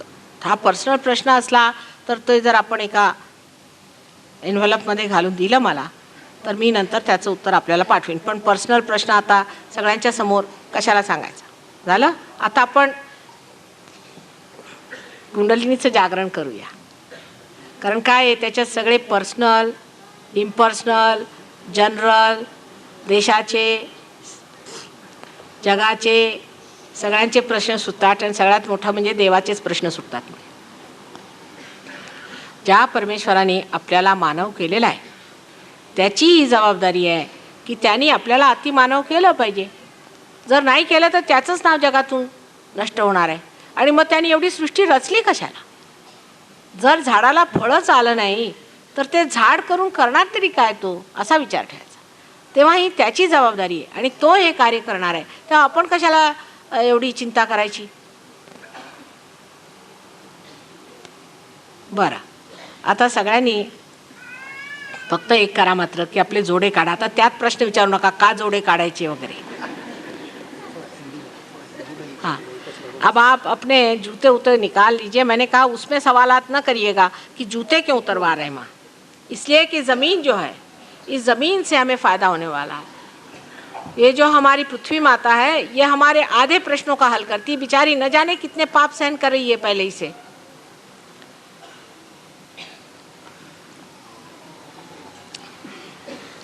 जूते उतार लीजिए.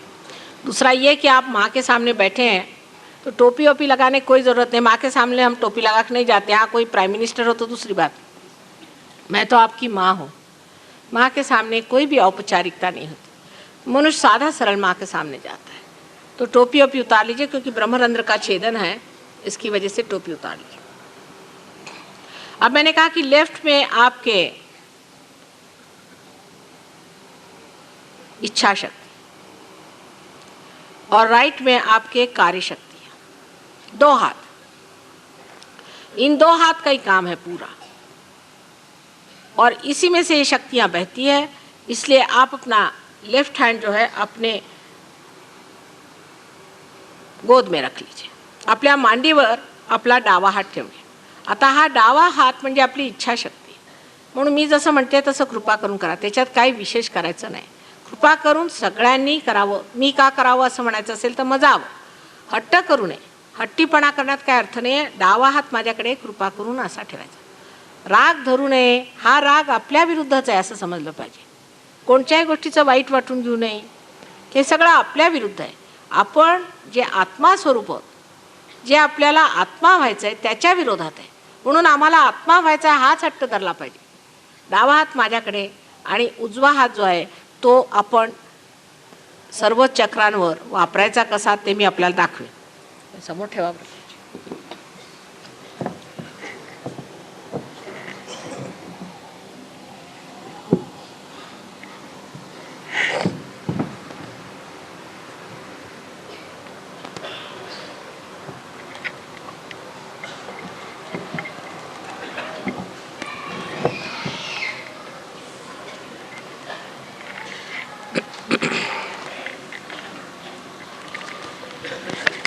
आता सर्वप्रथम पायातले जोडे वगैरे काढून ठेवा आणि चष्मे काढले तर बरे, कारण डोळे सारखे मिटून ठेवावे लागतात.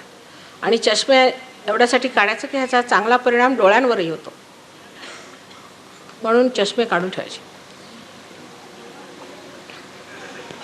आता स्वतःबद्दल कोणतीही न्यूनत्वाची भावना ठेवू नये, कशीही असली तरी.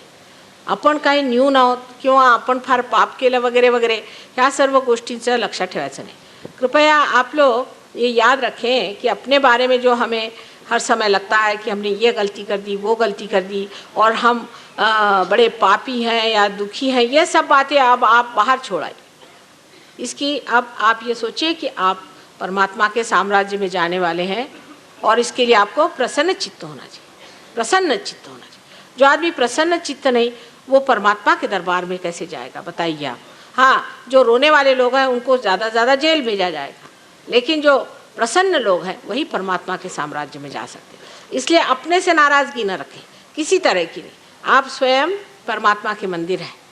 उसमें सिर्फ प्रकाश लाने की बात है, उसमें आत्मा जगाने की बात है. बस उतना करने का है, बाकी तो आप मंदिर है ही. यह सोच करके अपने प्रति श्रद्धा रखें और आप आँख बंद कर लीजिए. लेकिन लेफ्ट हैंड मेरी ओर रखिए और राइट हैंड जो है उसको आपको उपयोग में लाना होगा. आता स्वतःबद्दल कोणची अशी कल्पना करून घेणे ज्याने आपण कमी आहोत किंवा आपल्याला जमणार नाही, आपल्याला हे होणार नाही असा विचार ठेवायचा नाही. स्वतःबद्दल अत्यंत प्रेम ठेवलं पाहिजे आणि स्वार्थ म्हणजे स्वचा अर्थ जाणून घेतला पाहिजे. स्वार्थ, स्वचा अर्थ, स्व म्हणजे तुमचा आत्मा आणि त्याचा अर्थ तुम्ही जाणून घेतला पाहिजे. मी फार विद्वान किंवा मी फार शहाणा आहे हे चुकतं. पण सगळ्यात मोठं चुकतं म्हणजे असं की माझ्यात हा दोष आहे, माझ्यात तो दोष आहे. तेव्हा कृपा करून ह्या दोन्ही कल्पना काढून मी एक परमेश्वराला शोधणारा सत्यशोधक आहे असा विचार ठेवून प्रसन्न चित्त बसलं पाहिजे. प्रसन्न चित्त बसलं पाहिजे. आता डावा हात माझ्याकडे करा. सगळ्यांनी कृपा करून डावा हात माझ्याकडे करायचा असा मांडीवर अगदी व्यवस्थित. डावा, उजवा नाही, डावा. डावा हात मांडीवर असा ठेवायचा सगळ्यांनी कृपा करून.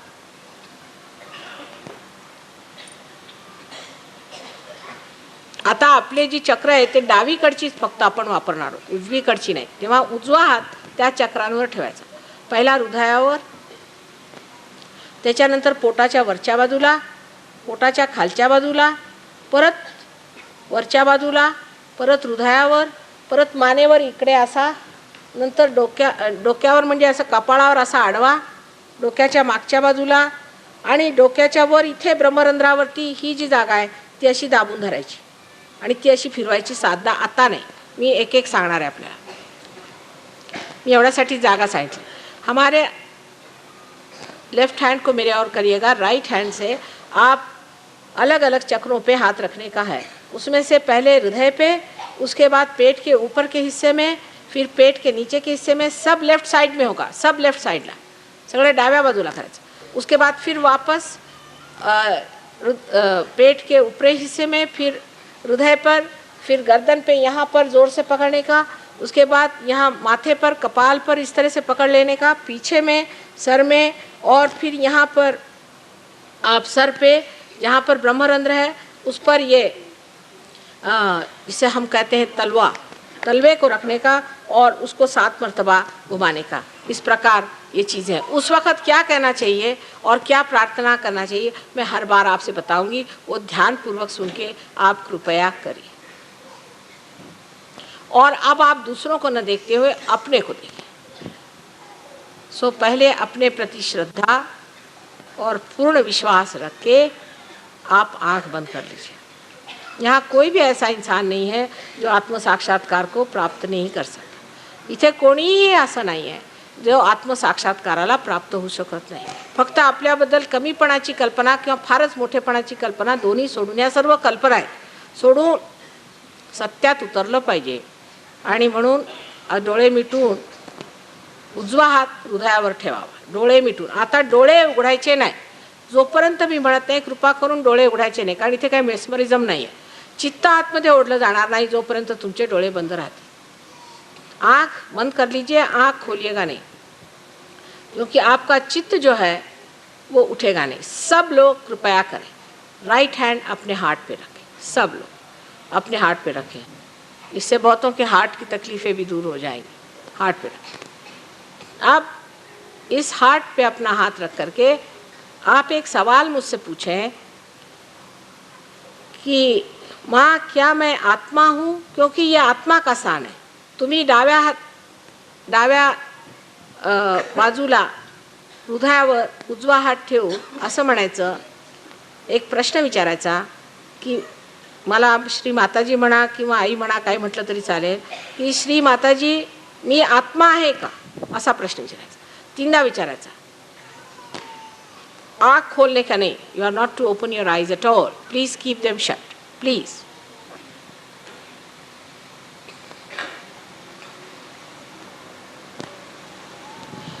क्या मैं आत्मा हूँ, मी आत्मा आहे का? काही घाबरायचं नाही, सरळ विचारायचं। डोळे उघडू नका, दुसऱ्यांच्याकडे बघू नका, चष्मे काढून ठेवा, चष्मे घालू नका, डोळ्यांना बरं वाटतं, त्याने तरावट येते।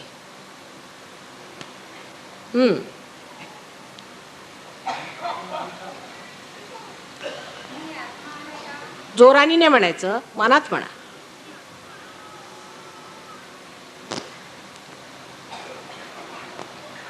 आता आपण हाच उजवा हात हळूवार उचलून आपल्या पोटाच्या वरच्या बाजूला डावीकडे ठेवायचा, डावा हात तसाच ठेवायचा माझ्याकडे। अब यही हाथ आप उठा करके धीरे से अपने पेट के ऊपर के हिस्से में रखिए, लेफ्ट साइड में, और दबाइए, दाबून धरायचं। ये चक्र जो है ये गुरु का चक्र है। जो बड़े बड़े संत साधु संसार में हो गए, जो आदि गुरु ने अनेक बार अवतरण लिए, उनका ये स्थान है। इसलिए आपने जब कहा कि मैं आत्मा हूँ क्या, दूसरा सवाल आप पूछ लीजिए, उन गुरुओं ने आपको जो वरदान दिया है कि आप भी अपने गुरु हो सकते हैं। इसलिए एक सवाल पूछने का है, पोटावर ठेवा, पोटावर हात वरच्या बाजूला बरगड्यांच्या खाली दाबून धरायचा, हृदयावर नाही। हे चक्र गुरुचं चक्र आहे। इथे इस जगह आपको एक सवाल पूछना है कि अगर मैं आत्मा हूँ तो क्या मैं स्वयं का गुरु भी हूँ? इसलिए आप पूछिए कि माँ क्या मैं स्वयं का गुरु हूँ?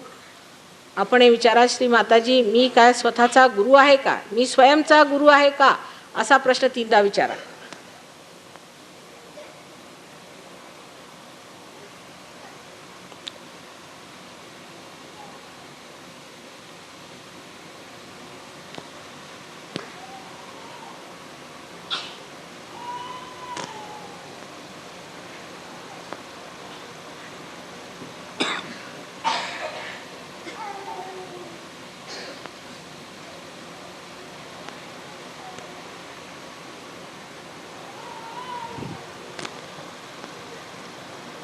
अब इसी हाथ को आप नीचे की ओर, माने पेट के नीचे की ओर आप ले जाएं और उसे दबाएं, लेकिन ये लेफ्ट साइड में,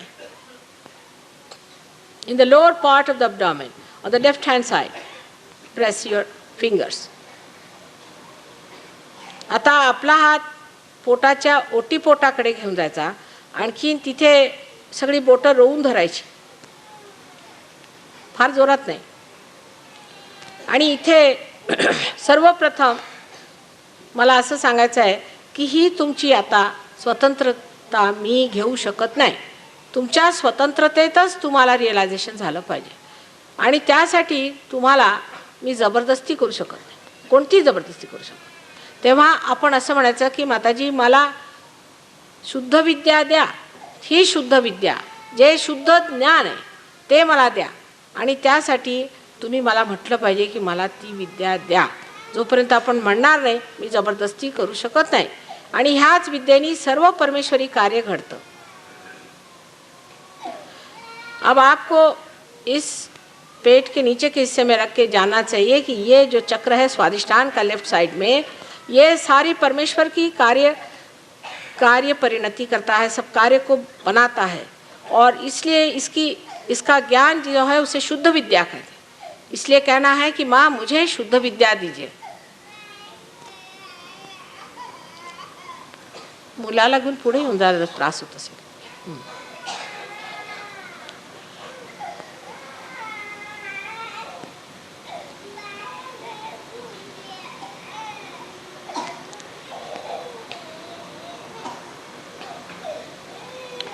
आई मला शुद्ध विद्या द्या, माँ मुझे शुद्ध विद्या दीजिए.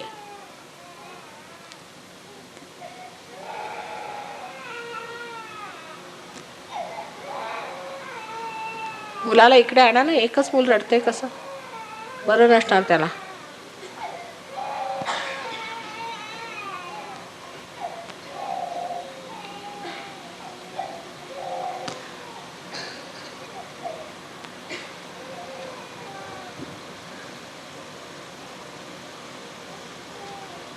हे सादा म्हणा, ये 6 मर्तबा कहिए कि मुझे शुद्ध विद्या दीजिए. मैं आपकी स्वतंत्रता का पूरा मान रखती हूँ और इस वजह से आपको कहना पड़ेगा, मैं ज़बरदस्ती नहीं कर सकती.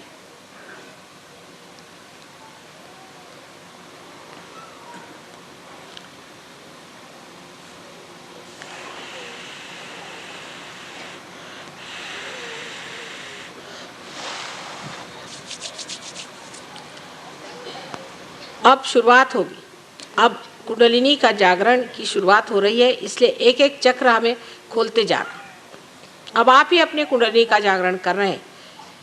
लेफ्ट हैंड हमारी तरफ रखिए, आंख न खोलिए और इस हाथ को फिर ऊपर पेट में, जहाँ पहले आपने हाथ रखा था पेट पर, ऊपर के हिस्से में लेफ्ट हैंड साइड में गुरु तत्व पे रखिए. आता परत सुरुवात झाली. आता जागृतीची सुरुवात झालेली आहे म्हणून एक एक चक्र उघडत जायचं.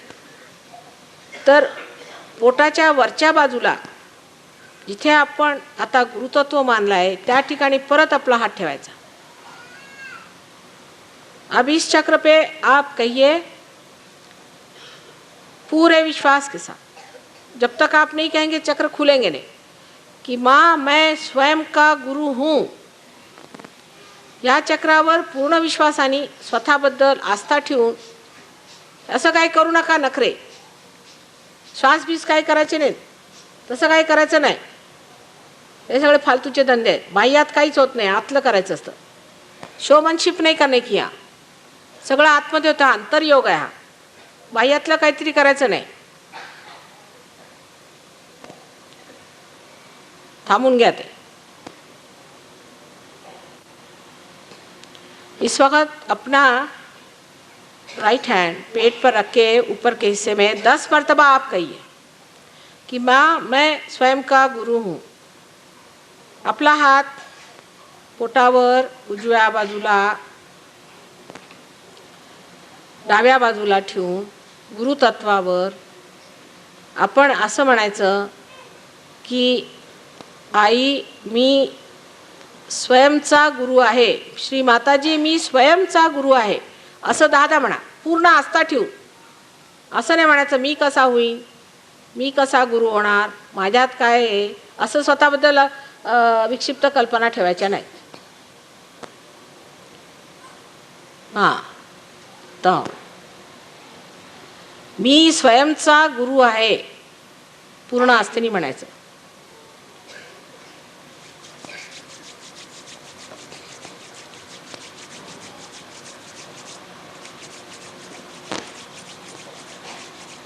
10 म्हणायचं.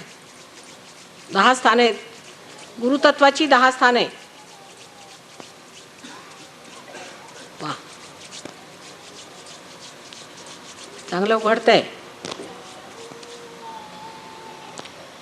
आता हा उजवा हात हृदयावर ठेवायचा. परत अब ये अपना राइट हैंड आप हृदय पे रखें और यहाँ आपको पूर्ण आस्था से कहना होगा कि माँ मैं आत्मा हूँ.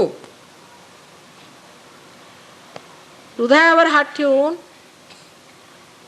पूर्ण विश्वासाने आस्थेने म्हणायचं, श्री माताजी मी आत्मा आहे. You have to assert yourself. You have to assert. Your willpower is to be asserted.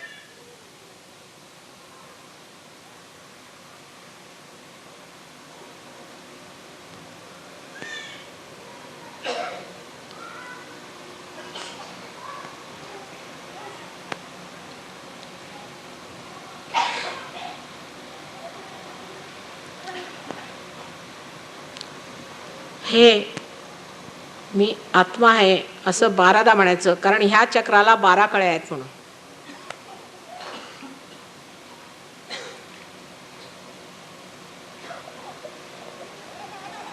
बारह मर्तबा कहिए. इसको 12 कला है, इसकी 12 कलियां हैं. इस चक्र की 12 कलियां हैं.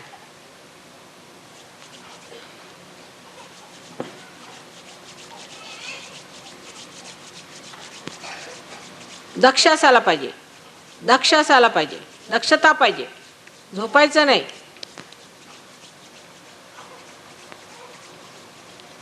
पूरी दक्षता चाहिए. अलर्टनेस.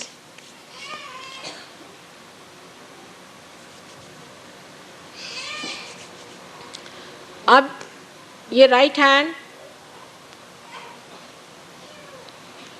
अपने गर्दन पे रखिए. आपल्या मानेवर ठेवायचा, जिथे मान आणि खांदा मिळतो त्या कोनावर, जहाँ अपनी गर्दन और अपना कंधा मिलता है उस जगह. मैं बहुत सर्वसाधारण भाषा में बता रही हूँ, कोई ऐसी कठिन भाषा नहीं. उस पर रखना और पकड़ लेने का. जोर से पकड़ लीजिए इस कंधे को. और जो लोग अपने को ये सोचते हैं कि मैं बड़ा दोषी हूँ, मैंने बड़ी गलती कर दी, वो सब गलत काम है. उससे बहुत बीमारियां हो जाती है. इसलिए आप कहिए कि माँ मैं दोषी नहीं हूँ, मैंने कोई अपराध नहीं किया. 16 मर्तबा कहिए, आई एम नॉट गिल्टी. ह्या ठिकाणी हात ठेवून आपण म्हणायचं, आई मी दोषी नाही, मी कोणताच अपराध केला नाही. विष्णुमायेचं चक्र आहे. काय येते बारीक सारीक नंतर तुम्हाला सगळं समजून सांगू. सध्या तुम्ही माझं ऐकून घ्या कृपा करून. मी कोणताच दोष केला नाही, मी कोणताच अपराध केला नाही असं म्हणायचं. आणि तरीसुद्धा आधी सांगितलं मी तुम्हाला की जो क्षमेचा सागर परमेश्वर आहे त्याच्यासमोर तुम्ही कोणता दोष करणार, काय चुका करणार तुम्ही. आणि परमेश्वर तुम्हाला का आत्मसाक्षात्कार देणार नाही. तो सदाच उतावीळ आहे. परमेश्वर जो क्षमा का सागर है वो हर एक चीज़ क्षमा कर देते हैं. आप कौन सी ऐसी गलती कर सकते हैं जो वो क्षमा नहीं कर सकते. सामने से लीजिए हात, समोरून घ्यावा हात, मागे नाही. समोरून हात घ्या. सहज समोरून हात घ्यायचा. सामने से हाथ लीजिए, पीछे से नहीं. पीछे से नहीं, सामने से लीजिए. एक उल्टे कंधे की तरफ, लेफ्ट कंधे की तरफ रखना है.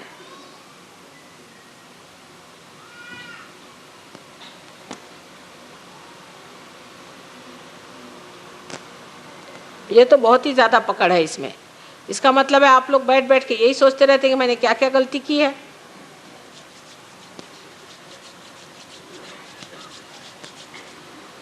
अगर ऐसा ही सोचते हैं तो 108 मर्तबा कहिए और अपने थोडी सजा करवा लीजिए. हे चक्र जास्तच धरते म्हणजे सगळे लोक असाच विचार करत बसतात की मी काय काय चुका केल्या जगामध्ये. तेव्हा सांगायचं स्पष्ट असं की ज्यांना असं वाटतं त्यांनी 108दा म्हणून स्वतःला खरोखर शिक्षा करून घ्यावी, कारण त्यांच्या मते ते शिक्षेला पात्र आहे, तर शिक्षा करून घ्यावी.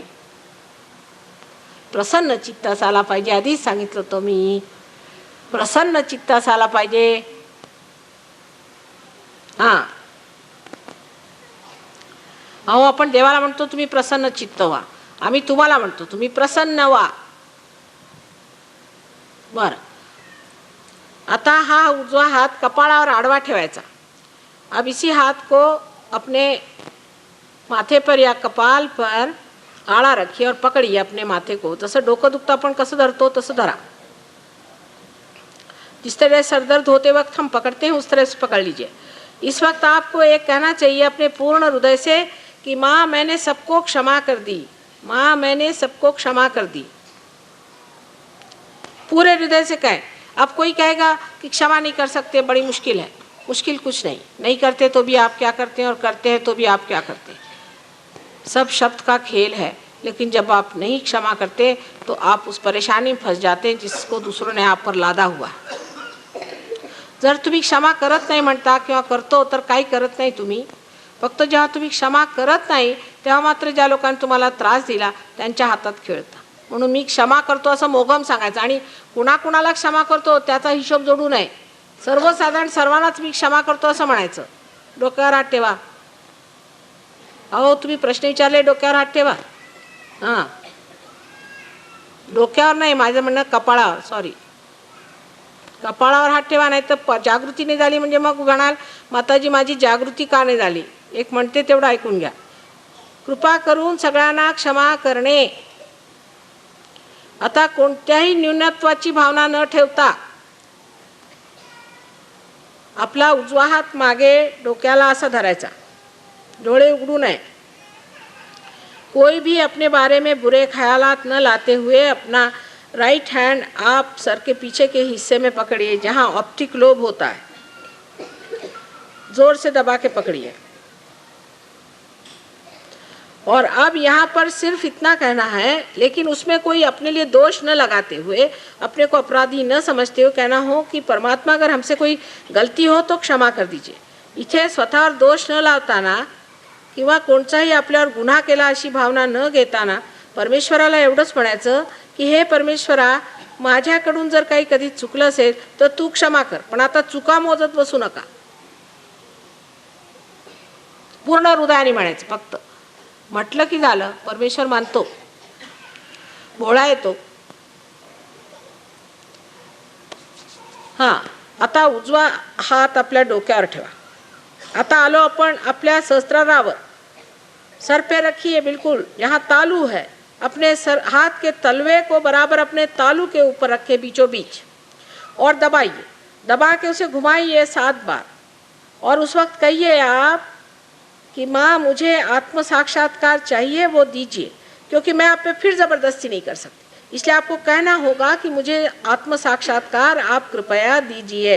आता इथे डोक्यावरती टाळू भागावर आपला तळहात ठेवून दाबून धरून गोल गोल घड्याळाच्या काटेसारखा क्लॉकवाईज फिरवायचा, क्लॉकवाईज. आणि तिथे असं म्हणायचं की आई मला तुम्ही आत्मसाक्षात्कार द्या, कारण तुमची स्वतंत्रता आहे. तुम्ही म्हटलं नाही तर मी जबरदस्ती करणार आहे का तुमच्यावर. दाबून धरायचं. दाबून धरून 7दा फिरून म्हणायचं.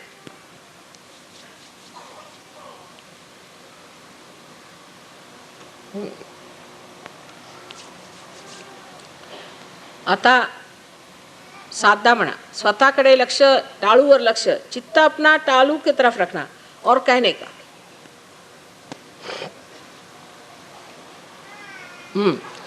आता असं म्हटल्यावर उजवा हात हळूच खाली अलगद उचलून आपल्या मांडीवर ठेवा. ऐसे कहने के बाद राइट हैंड अपना उठा करके आराम से अपनी गोद में राइट साइड में रख ले, राइट साइड के घुटने पर. आंख न खोले. अब अपने सर के ऊपर में करीबन 4 अंगुल लेफ्ट हैंड से देखिए कि कुछ ठंडा आ रहा है क्या. ब्रह्मरंध्रात थंड येते का ते बघा. डावा हात वर ठेवा, डावावर ठेवू, डाव्याने, डाव्या हाताने बघायचं, उजव्याने नाही. देखिए कुछ ठंडक आ रही है कि नहीं सर में से. आपके सर में से ठंडक आएगी, आपके सर में से.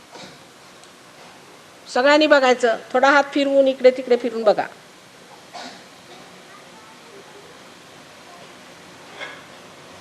वर खाली करून बघा, जरा ऊपर उठा के देखिए, ऊपर एक 4 इंच 5 इंच ऊंचा उठा के देखिए, ठंडक आ रही है या नहीं आ रही है?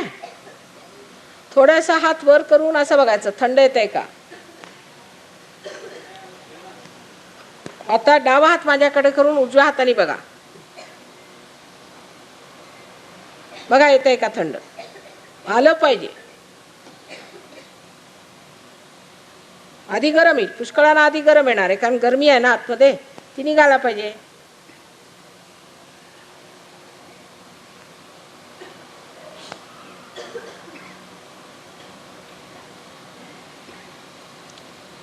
आता उजवा हात खाली ठेवा आणि वरती हा परत ठेवून बघा.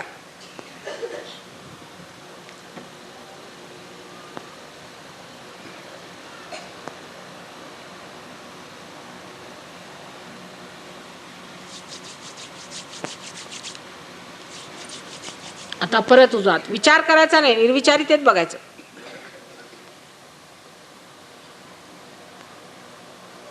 आता दोन्ही हात वर करा, असे बघू, असे अगदी वर करायचे, डोकं असं मागे टाकून, आणि प्रश्न करायचा मनामध्ये की ही ब्रह्मशक्ती आहे का, ही ऋतंभरा प्रज्ञा आहे का. अब आप कहिए कि क्या ये ऋतंभरा प्रज्ञा है, ये क्या ब्रह्मशक्ति है, यही परमात्मा की ऑल परवेडिंग डिवाइन पावर है. प्रश्न करिए अपने अंदर 3 बार.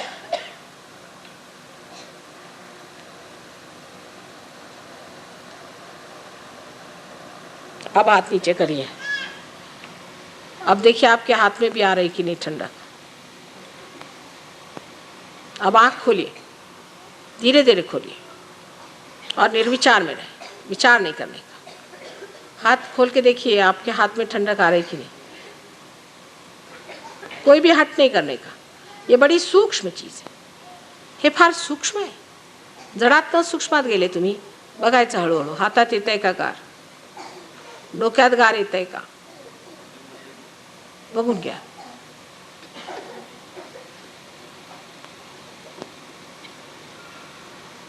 ज्या लोकांच्या हातात किंवा डोक्यात गार आलाय त्यांनी हाथ वर करावे. जिन लोगों के हाथ में, दोनों हाथ, जिन लोगों के हाथ में और सर में ठंडक आई, कहीं भी ठंडक आई, दोनों हाथ ऊपर करें.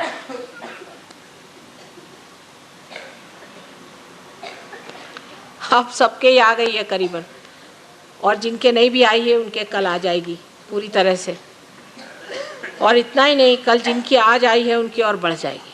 तो आप पार हो गए, पार उतर गए संत जनारे. सब संत जनों को हमारा नमस्कार.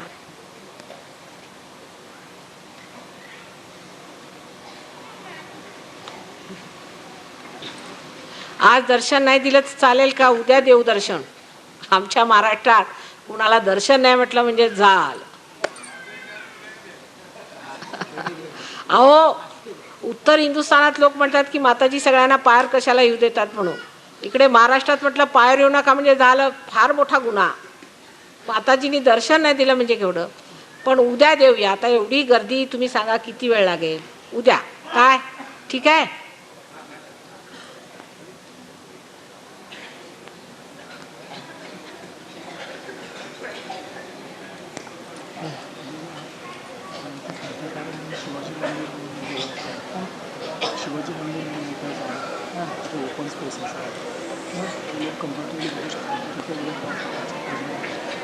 आता इथेच उद्या ह्या झालं ते झालं. आता एकदम बदलता पण इकडे ॲडव्हर्टाईज केलेलं आहे, तर इथेच असलेलं बरं आहे. हाच वाचून. आणि आपल्याला सगळ्यांना जागा झाली नाही म्हणून क्षमा करा. पुढच्या वेळेला एखाद्या पटांगणात घेऊया आपण प्रोग्राम. पण सहयोगी लोक जरा कमी आले तर चालेल, त्यांनी एवढं मिळवलेलं आहे. तेव्हा ज्यांना नवीन आहे, ज्यांना यायचं आहे त्यांनी नाही आहे. सहयोगी जरा बाहेर राहिले तर काय हरकत नाही. बाहेर राहिले तरी व्हायब्रेशन्स येतातच त्यांना, आहे की नाही, आहे ना. हां हां, काय बोला. अहो काही नाही, तसं काही नाही आहे. काही चालेल, फक्त दारू प्यायची नाही. पण तसं म्हणत नाही मी, ते तुम्ही सोडून टाका स्वतः. मी म्हणत नाही, नाही तर अर्धे लोक जातील. तसं नाही, तसं नाही. तसं मी म्हणत नाही, पण आपोआप सुटणार सगळं. जे सुटायचं ते सोडेल. काय अहो, जे लिहिलं आहे ते कितपत खरं आहे काय ते सगळं सांगेन तुम्हाला. अगदी चालेल. आता दर्शन सुरू का? महाराज आता दर्शन नको, आज नको, उद्या करूया. अजून मी तुम्हाला काही दिलेलं नाही, कशाला माझ्या पायावर यायचं? जेव्हा देईल तेव्हा या. अजून काय दिले मी तुम्हाला? तेव्हा पायावर कशाला?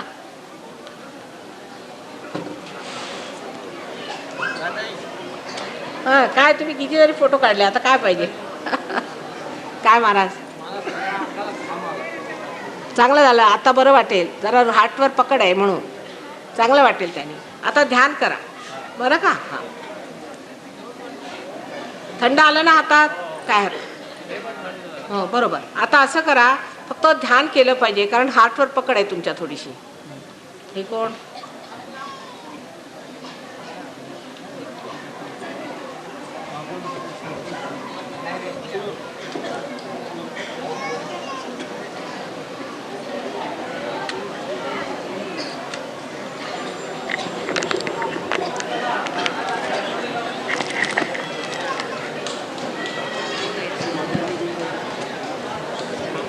आता तुम्ही पायावर यायचं नाही बरं महाराज. हे पक्के सहयोगी आहेत. सहयोगाने तर मुळीच यायचं नाही पाया.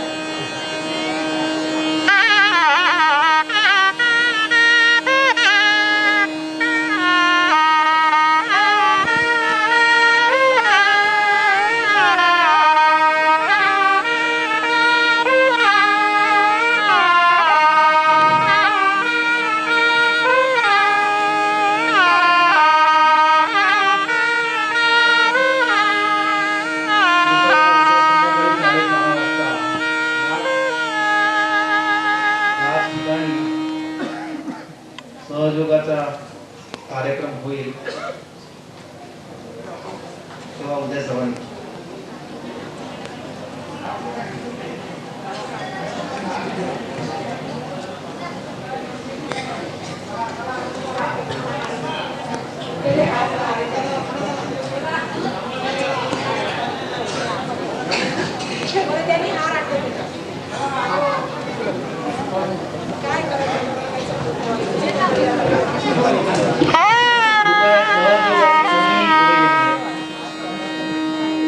कृपया सहयोगाने कोणीही पुढे येऊ नये. परंतु जे लोक आज पहिल्याप्रथम आले असतील आणि ज्यांनी हार आणले असतील त्यांनी माझ्या उजव्या बाजूने स्टेजवर यावं आणि डाव्या बाजूने बाहेर यावं. सर्वांनी शिस्तीत वर यावं. सहयोगाने कोणीही पुढे येऊ नये. आमच्या स्टेजच्या उजव्या बाजूने वर यावं आणि डाव्या बाजूने. सहयोगाने कोणीही पुढे येऊ नये.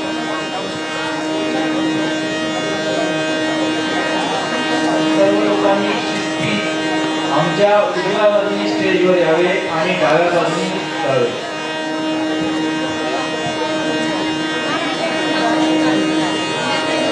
सर्वांनी लांबून नमस्कार करावा आणि घरी जावे. ज्या लोकांनी हार आणले असतील त्यांनी स्टेजच्या उजव्या बाजूने वर यावे आणि डाव्या बाजूने पाहावे.